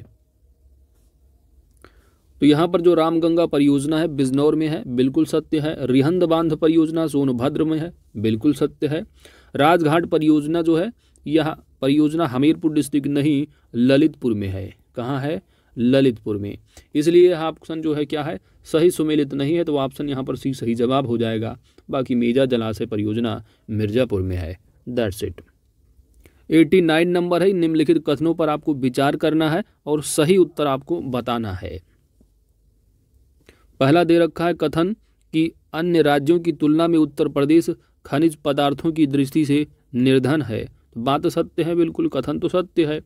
कारण ये बताया जा रहा है कि प्रदेश की जो भूगर्भिक संरचना या अधिकांशतः नवीन जलोढ़ से निर्मित है, तो यही कारण भी है। तो यहाँ पर जो है ऑप्शन ए सही जवाब होगा कि कथन और कारण दोनों सही हैं, और जो कारण है कथन की जो है सही व्याख्या करता है। Option A is correct answer. 90 निम्नलिखित नदियों का पश्चिम से, क्वेश्चन नंबर 90 है दोस्तों। यहाँ पर नदियों से संबंधित प्रश्न पूछा गया है, ठीक है।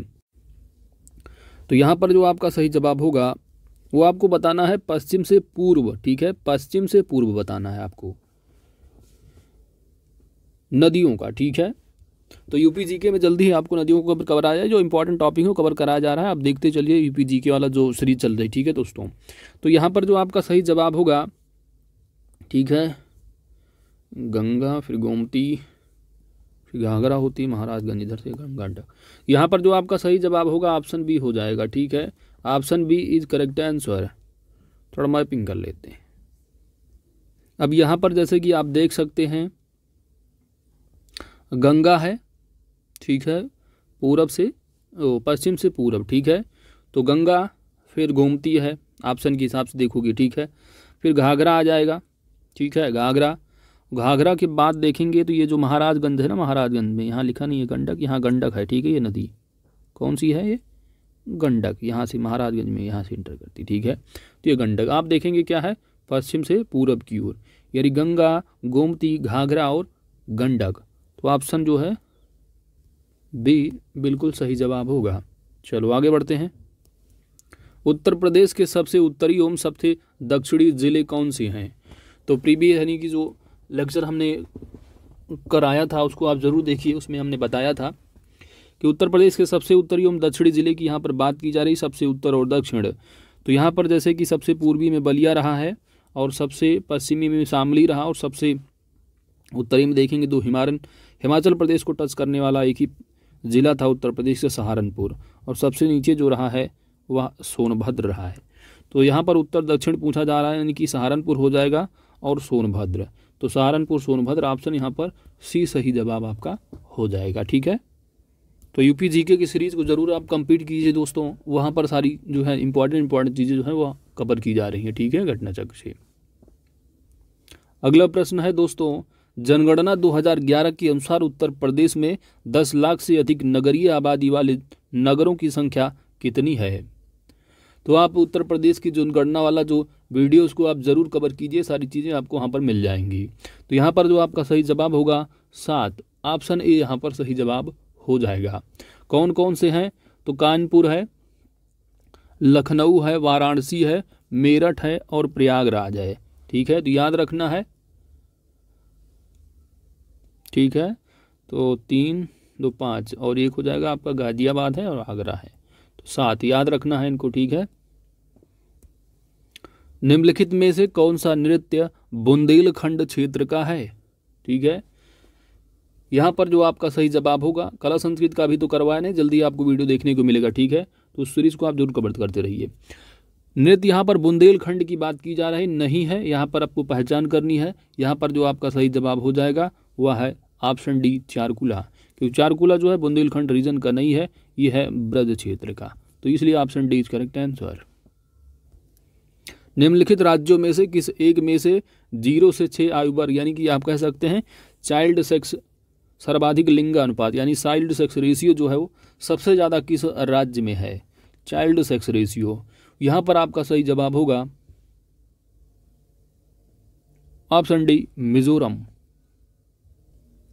चलिए अगला प्रश्न है 95 नंबर कि वर्ष 2001 और 11 के दौरान ग्रामीण जनसंख्या वृद्धि दर कितनी रही।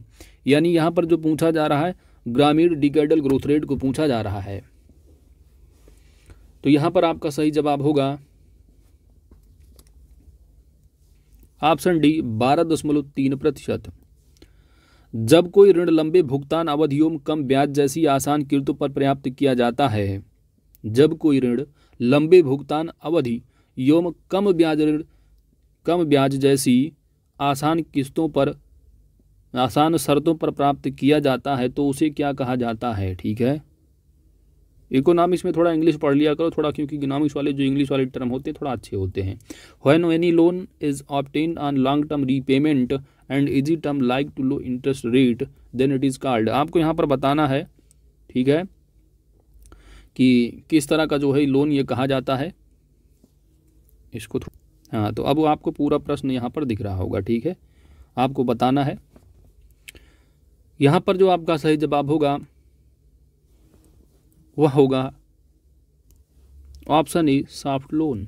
क्या कहा जाता है, सॉफ्ट लोन कहते हैं। ठीक है, और वहीं पर जो ये आपका हार्ड मनी दे रखा, हार्ड मनी क्या है कि जब शीघ्र पलायन, ठीक है, शीघ्र पलायन कर जाने वाली प्रवृत्ति जो है वो विदेशी मुद्रा को हार्ड मनी कहा जाता है। ठीक है, शीघ्र पलायन कर जाने की जो प्रवृत्ति वाली विदेशी मुद्रा को क्या कहा जाता है, हार्ड मनी। ठीक है, आगे बढ़ते हैं।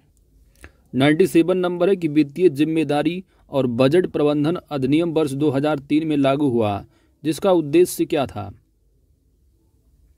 वित्तीय जिम्मेदारी और बजट प्रबंधन अधिनियम, अब इसका थोड़ा इंग्लिश देखोगे, यानी physical responsibility and budget management act. ठीक है, कब का है, वर्ष 2003 का। ये भी ईयर भी पूछ लिया जाता है कभी कभी, तो ये भी आपको ध्यान देना है। यहाँ पर आपका सही जवाब होगा राजस्व घाटा समाप्त करना। नेक्स्ट है लघु अवधि ऋण, यानी शॉर्ट टर्म जो लोन होते हैं वो दिया जाता है। टाइम पीरियड ये आपको यहाँ पर बताना है, जो शॉर्ट टर्म लोन होता है इसका जो टाइम पीरियड है वो क्या है। यहाँ पर सिंपल सा आपकी क्या है, सही आंसर क्या होगा। यहाँ पर जो शॉर्ट टर्म लोन की अधिकतम जो अवधि होती है वह 15 महीने की होती है। ऑप्शन यहाँ पर यही सही जवाब होगा। यहाँ पर थोड़ा ध्यान देना है दोस्तों, एक्चुअली क्या है कि अगर जनरली देखोगे तो जो शॉर्ट टर्म लोन होता है विद इन अ पीरियड होता है 1 ईयर का। ठीक है, यानी मैक्सिमम जो 18 महीने का होता है। लेकिन यहाँ पर जो लोन ये बात की जा रही ना एग्रीकल्चर लोन, इसको समझना। ठीक है, एग्रीकल्चर लोन। ठीक है, तो ध्यान देना है एग्रीकल्चर में क्या है कि मैक्सिमम जो शॉर्ट टर्म की लोन की बात की जाती है, मैक्सिमम जो पीरियड होता है वो 15 महीने का। उसके बाद आप देखोगे अगर 15 महीने से वो 5 साल का है तो मीडियम में आता है, और लॉन्ग टर्म की अगर बात की जाती है तो मैक्सिमम यानी मोर देन 5 ईयर से ऊपर होता है। तो ये चीज़ ध्यान देनी है। आगे बढ़ते हैं। ठीक है। वैसे इन्होंने एक्सप्लेनेशन में जो है बताया नहीं, लेकिन हिसाब से मेरे हिसाब से ये होना चाहिए। ठीक है, ध्यान देना है आपको, ये चीज़ मालूम होना चाहिए। आगे बढ़ते हैं। अगला प्रश्न है कि कंसीडर द फॉलोइंग स्टेटमेंट, यानी निम्नलिखित कथनों पर आपको यहाँ पर विचार करना है। ठीक है, यह संसद से पूछा हुआ प्रश्न है। तो संसद अगर आपने कवर किया होगा तो बहुत आसानी से इस प्रश्न का उत्तर दे देंगे आप। पहला है कि वर्ष 2011 की जनगणना के अनुसार उत्तर प्रदेश में महिला साक्षरता में कानपुर नगर की साक्षरता लखनऊ से अधिक है। तो अगर आपने वीडियो देखा है चैनल पर तो आप बिल्कुल सही करेंगे कि पहला कथन तो बिल्कुल सत्य है। दूसरा कथन है कि उत्तर प्रदेश में न्यूनतम महिला साक्षरता वाला जिला, ठीक है, यानी जो लोवेस्ट लिटरेसी रेट है वुमेन का, वह किस जिला में, यहाँ पर बलरामपुर की बात की जा रही, जो कि बिल्कुल गलत है।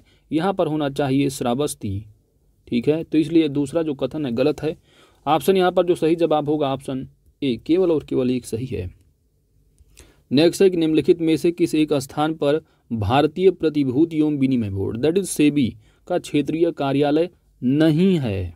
ठीक है, तो रीजनल जो ऑफिस नहीं है वह किस शहर में नहीं है, यहाँ पर आपको बताना है सेबी का।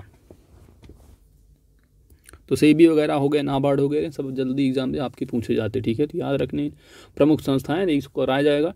तो आप बताइए दोस्तों, यहाँ पर आपका जो सही जवाब होगा वह होगा पुणे। पुणे में नहीं है। ठीक है, बाकी अहमदाबाद में है, दिल्ली में है, कोलकाता में है।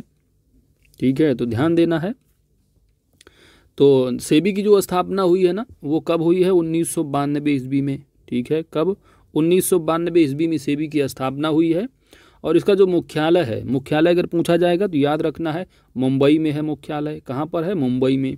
रीजनल क्षेत्र अगर पूछे जाते हैं, ठीक है, तो रीजनल ऑफिस इसके जो हैं वो अहमदाबाद में है, दिल्ली में है, कोलकाता में है, और एक और जगह है, 4 जगह, चेन्नई। ठीक है, तो याद रखना है।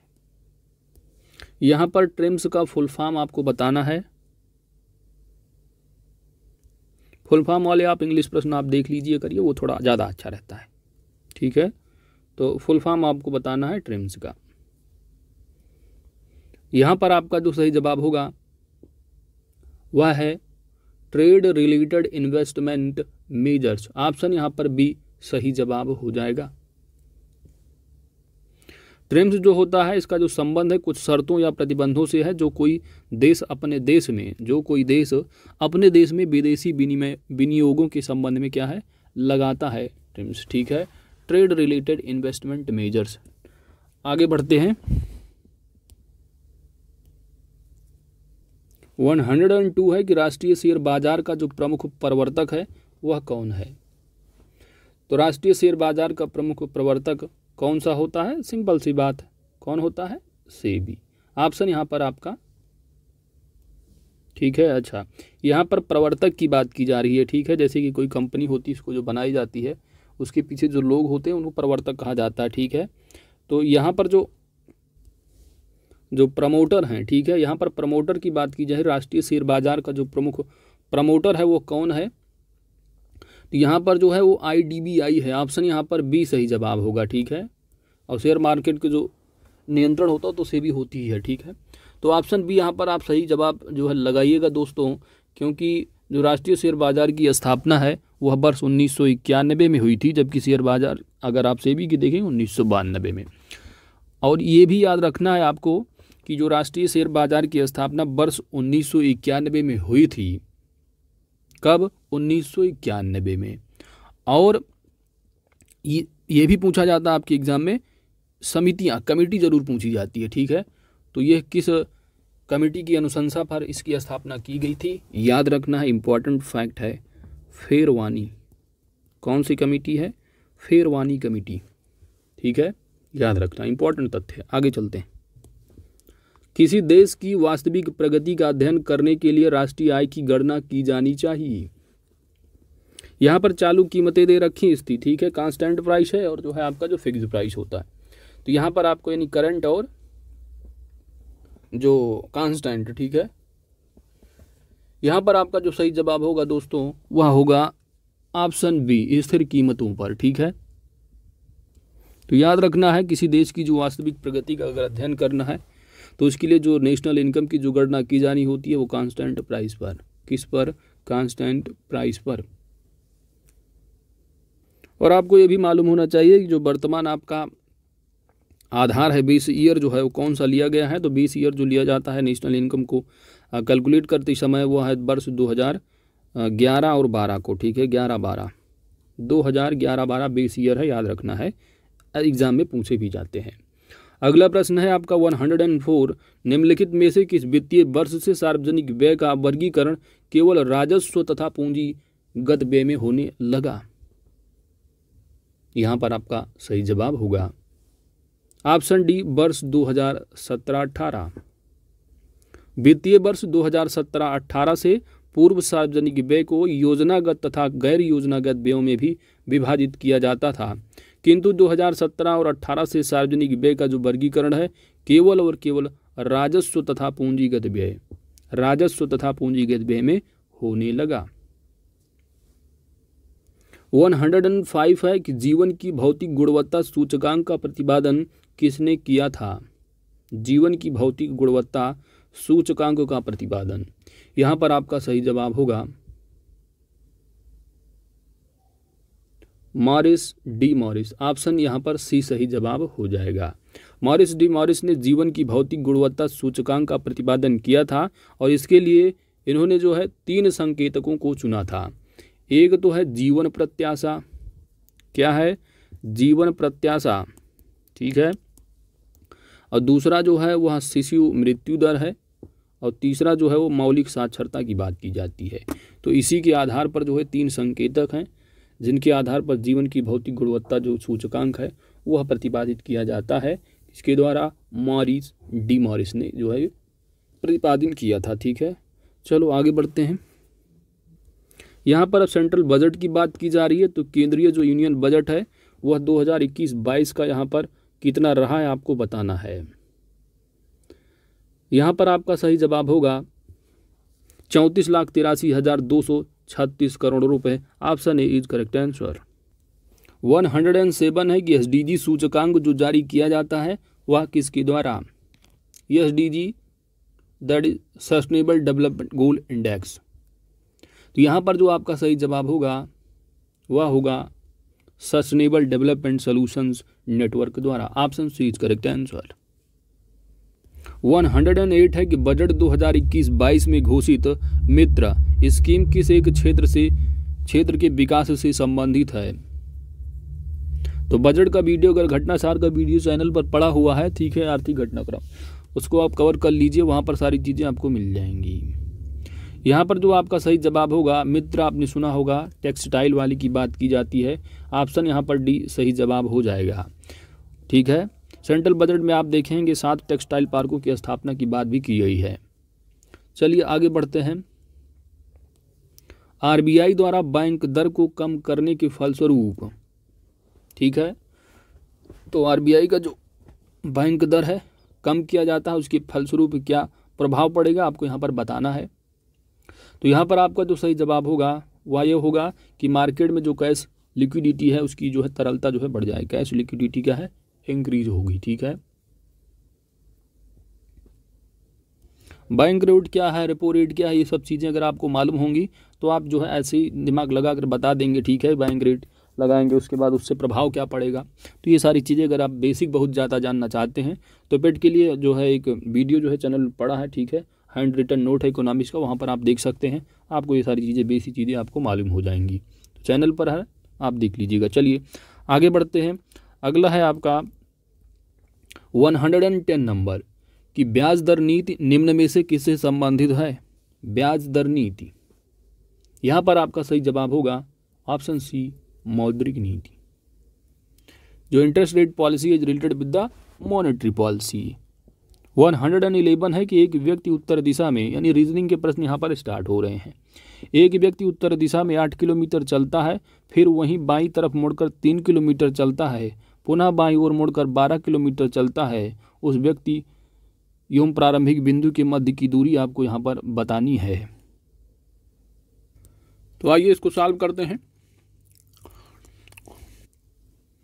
एक व्यक्ति उत्तर दिशा में, चलो भाई उत्तर दिशा में चलते हैं। कोई व्यक्ति है उत्तर दिशा में चलता है, ठीक है, उत्तर दिशा में चलता है कितना, 8 किलोमीटर। चलो ठीक है, 8 किलोमीटर चलता है। फिर वो अब बाईं तरफ, ठीक है, अब जा रहा था बाईं तरफ मुड़ गया, बाईं तरफ मुड़ गया। कितना चलता है, 3 किलोमीटर। ठीक है, अब 3 किलोमीटर चला, उसके बाद जो है पुनः बाईं ओर, अब जा रहे थे पूरब की साइड, फिर बाईं ओर मुड़ गए।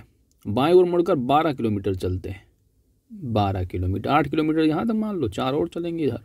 ठीक है, तो 12 किलोमीटर, सॉरी यहाँ पर जो है क्या है, टोटल 12 हो गया। ठीक है, अब यहाँ पर आगे क्या पूछा रहा है, उस व्यक्ति, चलो ठीक है, उस व्यक्ति एवं प्रारंभिक बिंदु, अब व्यक्ति यहाँ पहुँचा है और प्रारंभिक बिंदु कहाँ से चला था, यहाँ से चला था,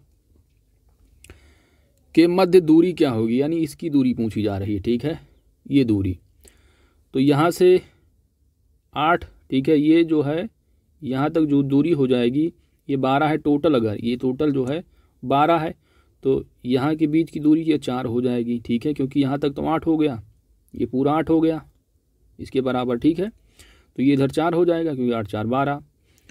अब यहाँ पर 3 दिया है, ये 3 है, तो यहाँ की भी दूरी क्या हो जाएगी, 3 हो जाएगी ये वाली, और यही दूरी आपको यहाँ पर निकालनी है। ठीक है, तो यहाँ पर अब बन गया आपका पाइथागोरस प्रमेय। यहाँ पर 90 डिग्री का कोण बन रहा है। 90 डिग्री जो कोण होता है, इसके ठीक सामने की जो भुजा होती है वो कर्ण होती है, ये भुजा हो जाएगी कर्ण, और कर्ण बराबर क्या होता है, कर्ण बराबर हो जाएगा लंब का स्क्वायर प्लस आधार का स्क्वायर। अब लंब कितना है, तो लंब है 4 और आधार हो जाएगा 3, तो ये वाली भुजा अपने आप निकल आएगी। तो 4 का स्क्वायर प्लस 3 का स्क्वायर बराबर 4 चौक 16 और 9 25। ठीक है, 25 हो जाएगा, तो कर्ण बराबर √25 यानी 5 हो जाएगा।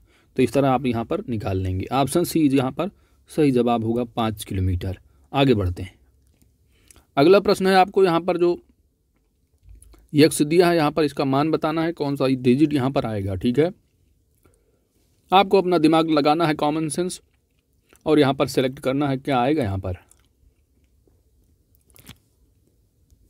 देखिए, यहाँ पर क्या करना है कि 4 दूनी 8 करोगे, 4 गुणे 2 करोगे तो 8 हो जाएगा। और यहाँ पर क्या करना है, 4 ले लेना है, यहाँ पर गुणे की जगह +2 कर देना है, तो प्लस और इंटू का यहाँ पर लगाना है मेन करके। ठीक है, तो 4 2 6, 4 दूनी 8, इसी तरह यहाँ पर भी कर लेना है। 6 3 9 हो जाएगा और 6 3 18 हो जाएगा, 6 गुणे 3। इसी तरह यहाँ पर क्या करोगे आप, अच्छा ये आपको समझ नहीं आ रहा, ठीक है, थोड़ा डायरेक्ट देखो आप क्या है इसमें। देखिए 4 2 6, 4 और +2 जोड़ोगे तो 6 हो जाएगा और 4 दूनी 8 हो जाएगा। 6 + 3 करोगे तो 9 होगा और 6 3 18 हो जाएगा। 9 चौक 36 यहाँ पर आ जाएगा और 9 4 13 हो जाएगी। तो यहाँ क्या आना चाहिए, 36। ऑप्शन बी यहाँ पर सही जवाब होगा। चलिए दोस्तों, क्वेश्चन नंबर आपका 113 है और ये सीटिंग अरेंजमेंट का है। यहाँ पर बताया गया है कि एक पंक्ति में सीमा बाएं से 15वें स्थान पर है तथा मधु जो है वो दाएं से जो है 18वें स्थान पर है। यदि दोनों के बीच 4 लड़कियां भी बैठा दी गई हैं तो आपको बताना है कम से कम, ये ध्यान देना है आपको, कम से कम कितनी लड़कियां हैं उस पंक्ति में टोटल। ठीक है, अब मान लीजिए लाइन है, पूरी पंक्ति है, इसमें बताया जा रहा है बाएं से अगर काउंट करोगे तो जो सीमा है उनको 15वें स्थान पर रखा गया है और मधु को जो है 18वें स्थान पर। इधर से अगर काउंट करोगे तो मधु जो है 18वें स्थान पर है। इनके बीच में 4 लड़कियां भी हैं, 1 2 3 4 लड़कियों को भी इनके बीच में बैठाया गया है। तो ये तो आपका केस बनेगा मैक्सिमम लाइन में, मैक्सिमम जो है कितनी लड़कियां हो सकती इस तरह आप बनाओगे। भाई 15 इधर हो गई, 18 इधर, इनके बीच में 4 बैठ गई, ये भी हो गया केस आपका, लेकिन ये मैक्सिमम का केस बन जाएगा, समझ रहे हैं। अच्छा, इसका आप कम से कम अगर आपको बैठाना है तो क्या करोगे, एक तो कंडीशन आपको ध्यान रखना है कि दोनों के बीच में 4 लड़कियां होनी चाहिए। तो 15 जो है, मान लीजिए 15 इनका इधर ले लीजिए, ठीक है, इधर से काउंट करो 15, एक्सक्यूज मी, ये पूरी पंक्ति है। ठीक है, अब मधु जो है बाएं से काउंट करो, 15वें स्थान पर ले आओ इनको, और दाएं से काउंट करो इनको, हाँ मधु को, सीमा 15वें पर, ठीक है, तो सीमा है ये, और मधु को काउंट करोगे दाहिने से, ये 18वें स्थान पर। अब इनके बीच में दोनों को बैठा देना है। ठीक है, 4 लड़कियों को बैठा दिया आपने, बिल्कुल। अब यहाँ पर देखिए आप कम से कम केस बन जाएगा, ठीक है, क्योंकि दोनों के बीच में हो गई, और नहीं तो इनका 18 इधर से बनता था तो बीच में फिर बैठती, तब लाइन में बहुत सारी लड़कियाँ हो जाएंगी, ज़्यादा से ज़्यादा हो जाएंगी। अब कम से कम करना है तो ओवरलैपिंग का केस बन जाएगा यहाँ पर, ठीक है। तो इस तरह आपको कर लेना है, बस कुछ नहीं करना, आपको गिन लेना है सिंपली इस लाइन में मैक्स टू मैक्स जो है कितने जो है वो लड़कियां बैठी हैं मैक्सिमम, ठीक है, यानी मिनिमम, ठीक है। तो मिनिमम आप देखेंगे, अब मधु जो है ये 98वें स्थान पर हैं, ठीक है, और ये जो बीच में है 4 लड़कियां भी बैठाएंगे इन दोनों के बीच में, और इनका जो स्थान आता है वह 15वां आता है बाएं से, और दाएं से इनका जो है वो है कितना 98वें स्थान पर। अब इस लाइन में कितनी लड़कियां हैं मैक्सिमम, सिंपल सा, कुछ नहीं है, अब काउंट कर लो टोटल। अब यहाँ तक अगर 15 है, यहाँ तक 15 अगर है इधर से, ठीक है, तो आपको क्या करना है कि जो ये लड़कियां हैं चारों बीच में बैठाई, ठीक है, तो अगर आप इधर से काउंट कर रहे हैं 15वें नंबर पर, तो देखिए 15 अगर यहाँ तक है फिर ये 14 नंबर पर आ जाएगा, कितने पे 14 पे हो जाएंगे, ये 13 होगा, और ये जो होगा वो 12 होगा, और ये जो स्थान का नंबर होगा ये 11 होगा। तो 11, 12, 13, 14 और 15वें स्थान पर ये हो जाएंगी सीमा, ठीक है। ये हो गया आपका, प्रैक्टिकली समझिए, बाकी फार्मूला भी बता देते हैं। इसके बाद क्या है कि अब आप इधर से काउंट कर रहे हैं, अब इनको 98वें स्थान पर लाना है, 98वें स्थान पर, तो मतलब इधर से अगर आप देखोगे 98वें स्थान पर ये 17 हो रहा है, ये 16 हो रहा है, और ये जो स्थान है ये 15 हो रहा है, और ये 14 स्थान हो रहा है, ठीक है, 14वें नंबर पे हो गए। तो आपने देखा कि अगर आप राइट साइड से काउंट कर रहे हैं तो ये 14 नंबर आ रहा है यहाँ तक, फिर ये 15 हो जा रहा है, फिर 16, फिर 17, फिर 18वें नंबर पर आ जा रहे हैं। इसके पहले कितने रहे होंगे, तो यहाँ तक 13 रहे होंगे, कितने 13, पूरा यहाँ तक 13 पंक्ति में, ठीक है। जब यहाँ तक 13 है, यानी इधर से आप काउंट कर रहे हैं तो ये 15वें नंबर पर आ रहे हैं, और इधर से आप काउंट कर रहे हैं तो ये 13वें नंबर पर आ रहे हैं। तो 13 नंबर इधर है और 14 नंबर इधर है, तो 13 और 14 कितने लोग हो पंक्ति में, 13 और 14 27, ठीक है। ये थोड़ा प्रैक्टिकली आपको कम समझ में आया होगा, यही है प्रैक्टिकली। अब ये फार्मूला अगर बना रहे हैं तो इन्होंने केवल फार्मूला दिया है कि यहाँ पर ओवरलैपिंग का केस अगर बन रहा है तो आपको याद रखना है कि दोनों व्यक्तियों की संख्या गिन लेना दाएं बाएं से। तो भाई बाएं से कितना है 15 है, दाएं से 18 है, उसके बाद दोनों के बीच की व्यक्तियों की संख्या, ठीक है, दोनों के बीच की व्यक्तियों की संख्या 4 है, क्या कर लेना है, दोनों को जोड़ देना है यार, ठीक है। इसके बाद माइनस कर लेना है जो व्यक्ति दिए हैं इनके बीच की संख्या, फिर जो है आपको प्लस कर लेना है सीमा और मधु को, सीमा जो व्यक्ति है, सीमा प्लस मधु हो जाएंगे, तो इन दोनों का स्थान 4, 2, 6 हो जाएगा, ठीक है, 2 स्थान ये हो गया, 4 ये 6, 6 ये हो गया, 18, 5, 33, और 33 - 6 = 27, इस तरह आ रहा फार्मूले से, ठीक है। तो ये फार्मूला है, जैसा आप अपना कॉमन सेंस काम करें उस हिसाब से आप कम समझ सकते एग्जाम में। चलो आगे बढ़ते हैं, और लंबा समय हो गया। अच्छा, अब एक काम करते हैं कि आपका टाइम जो थोड़ा ज़्यादा लग रहा होगा, ठीक है, क्योंकि मैथ रीजनिंग में अपने हिसाब से आप लोग कर सकते हैं, मैं यहाँ पर आंसर बता देता हूँ, ठीक है। बाकी PDF @UPSC किंगडम पर मिल जाएगी, वहाँ से आप मिला लेना आंसर, ठीक है। तो यहाँ पर जो 14 का आंसर होगा दोस्तों, 14 का आंसर जो है C दे रखा है, ठीक है, कि B पुत्र है A का, या जो है सत्य नहीं कहा जा सकता। ये 115 का जो आंसर होगा वह होगा ऑप्शन D, ठीक है, ऑप्शन D यहाँ पर आंसर होगा कि 2 के विपरीत जो अंक होगा वह 6 है, ठीक है। अगर आपको ज़रूरत होगी कहाँ जी के रीजनिंग को भी कराया तो अगले टेस्ट में आप कमेंट कर दीजिएगा, वहाँ पर पूरा कराएंगे फिर, ठीक है। आपका टाइम इसमें ज़्यादा जा रहा होगा। आगे चलते हैं, 116 है, यहाँ पर जो है इकाई का अंक बताना है 116 में, तो यहाँ पर जो आपका सही जवाब होगा वह होगा ऑप्शन B, ठीक है। अगला है एक चिड़ियाघर में शुतुरमुर्ग, ये भी रीजनिंग का है, यहाँ पर जो आपका सही जवाब होगा वो जो है ऑप्शन C यहाँ पर सही हो जाएगा, 30 है, ठीक है। 118 की अगर बात की जाए तो यहाँ पर जो करेक्ट आंसर है वो है -18, ऑप्शन B यहाँ सही जवाब होगा।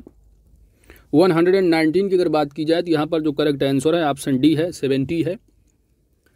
120 यहाँ पर जो लुप्त संख्या है 120 में यहाँ पर है 96 होगा आंसर में, आपका सही जवाब आंसर जो यहाँ पर C होगा।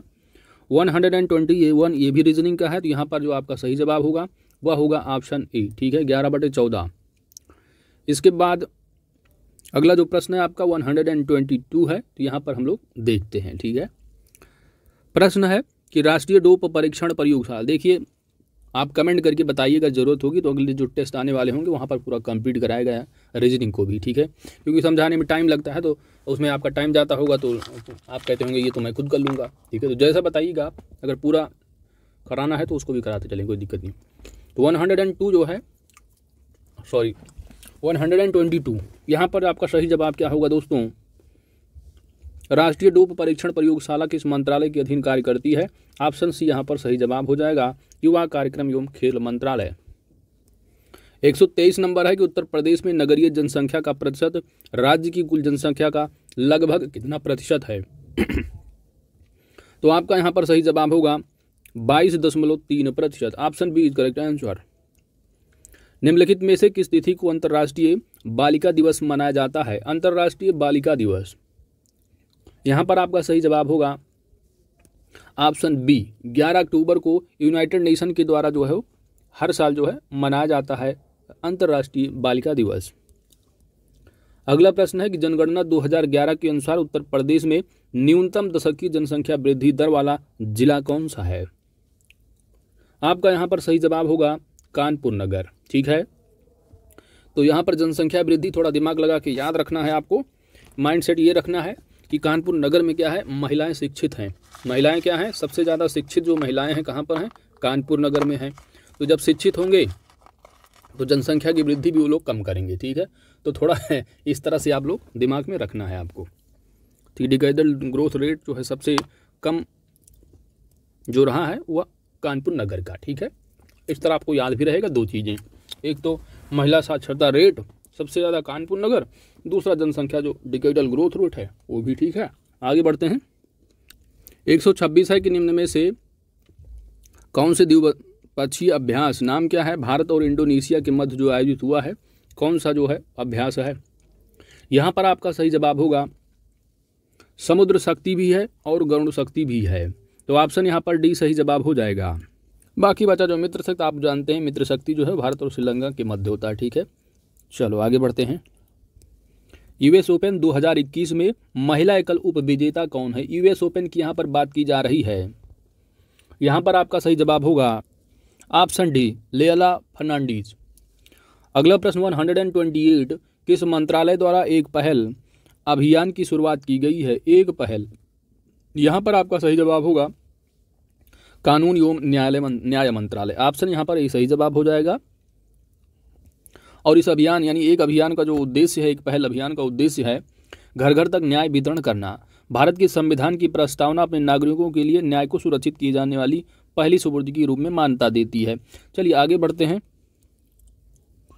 किस राज्य को ई पंचायत अवार्ड 2021 में प्रथम स्थान प्राप्त हुआ है? मोस्ट इम्पॉर्टेंट प्रश्न है आपका, आपके एग्जाम के लिए, यूपीपीसीएस ARO के लिए, क्योंकि यह जो प्रदेश है ई पंचायत अवार्ड 2021 में अपना प्यारा उत्तर प्रदेश है। ई पंचायत जो पुरस्कार है वो केंद्रीय पंचायती राज मंत्रालय द्वारा उन राज्यों को पुरस्कृत किया जाता है जो सूचना प्रौद्योगिकी का अधिकतम उपयोग करते हैं। अगला प्रश्न है कि निम्नलिखित में से संघाई सहयोग संगठन का नया सदस्य देश कौन बना है? इंपॉर्टेंट फैक्ट है, आपको याद रखना है। यहाँ पर आपका सही जवाब होगा ईरान है। साथ ही साथ आपको मालूम होना चाहिए एससीओ संगठन का क्या अपना प्यारा भारत सदस्य है? बिल्कुल है। तो 59 सदस्यों में देखेंगे एससीओ के जो अस्थायी अंतर्राष्ट्रीय संगठन, इसमें 8 सदस्य हैं। कौन कौन से हैं? तो रसिया आ जाता है, चाइना है, फिर इंडिया है, फिर पाकिस्तान है, ठीक है। और 4 केंद्र एशियाई देश भी हैं, कजाकिस्तान, किर्गिस्तान, ताजिकिस्तान और उज्बेकिस्तान। तो याद रखना है, कभी कभी पूछ लिया जाता है कि निम्न में से कौन से संघाई सहयोग संगठन के सदस्य नहीं हैं। और यहाँ पर जो नया सदस्य बना है कौन सा है? यह ईरान है, ध्यान रखना है, ठीक है। तो अब जो है एससीओ सदस्यों की कुल संख्या कितनी हो गई है? 9 हो गई है ईरान को मिलाकर। हाल ही में वायु सुरक्षा मिसाइल प्रणाली नाम क्या है? S-500 का सफल परीक्षण जो है किस देश के द्वारा किया गया है? आपका सही जवाब होगा रसिया के द्वारा, ऑप्शन बी। अगला प्रश्न है 132 हाल ही में किस पश्चिमी अफ्रीकी देश में घातक मारबर्ग क्या है? मारबर्ग वायरस के पहले मामले की पुष्टि की गई? यहाँ पर आपका सही जवाब होगा ऑप्शन ए गिनी। हाल ही में पश्चिमी अफ्रीकी देश गिनी, जिसमें कि घातक मारबर्ग वायरस के पहले जो है मामले की पुष्टि की गई है। अगला प्रश्न, दंड प्रक्रिया संहिता 1973 के किस धारा के अंतर्गत राज्यपाल के क्षमादान की शक्ति का विस्तार किया गया है? The correct answer is option A. धारा कौन सी है? 433A। इसमें विस्तार किया गया है कि राज्य के राज्यपाल मौत की सजा को कितना वर्ष कारावास से पूर्व भी माफ कर सकता है? 14 वर्ष। ठीक है, कितना? 14 ईयर्स। 134 है कि राज्य में युवाओं को व्यापार के नए अवसर देने तथा उन्हें आत्मनिर्भर बनाने के लिए किस राज्य सरकार द्वारा हर हित रिटेल स्टोर योजना का प्रारंभ किया गया है? Correct answer is option C, Haryana. अगला प्रश्न 135, हाल ही में किस अंतरिक्ष एजेंसी द्वारा विश्व का प्रथम रीप्रोग्रामेबल वाणिज्यिक उपग्रह नाम क्या है? यूटेलसैट क्वांटम लॉन्च किया गया है? कौन सी अंतरिक्ष एजेंसी है? आपका सही जवाब होगा ESA, that is European space agency. अगला प्रश्न है, टोक्यो पैरालंपिक में अवनी लेखेरा कौन है? अवनी लेखारा स्वर्ण पदक जीतने वाली, अवनी लेखारा स्वर्ण पदक जीतने वाली पहली भारतीय महिला खिलाड़ी बनी है। तो वह किस खेल से संबंधित है? टोक्यो पैरालंपिक में स्वर्ण पदक लिया, गोल्ड। यहाँ पर आपका सही जवाब होगा, यह निशानेबाजी से संबंधित। ऑप्शन यहाँ पर सही जवाब होगा। तो याद रखना है, इंपॉर्टेंट फैक्ट है कि टोक्यो पैरालंपिक में अवनी लेखारा स्वर्ण पदक जीतने वाली पहली भारतीय महिला खिलाड़ी बनी है और वह कितना? 10 मीटर, कितना? 10 मीटर एयर राइफल शूटिंग से संबंधित है। हाल ही में निम्नलिखित में से कौन सा एक राज्य 100% कोविड टीकाकरण करने वाला देश का जो है वो प्रथम राज्य बना है? तो 100% जो कोविड वैक्सीन रहा कहाँ पर जो है पूरा कर लिया गया, और ये कौन सा राज्य बना है पहला? सिंपल सी बात है, कौन सा होगा?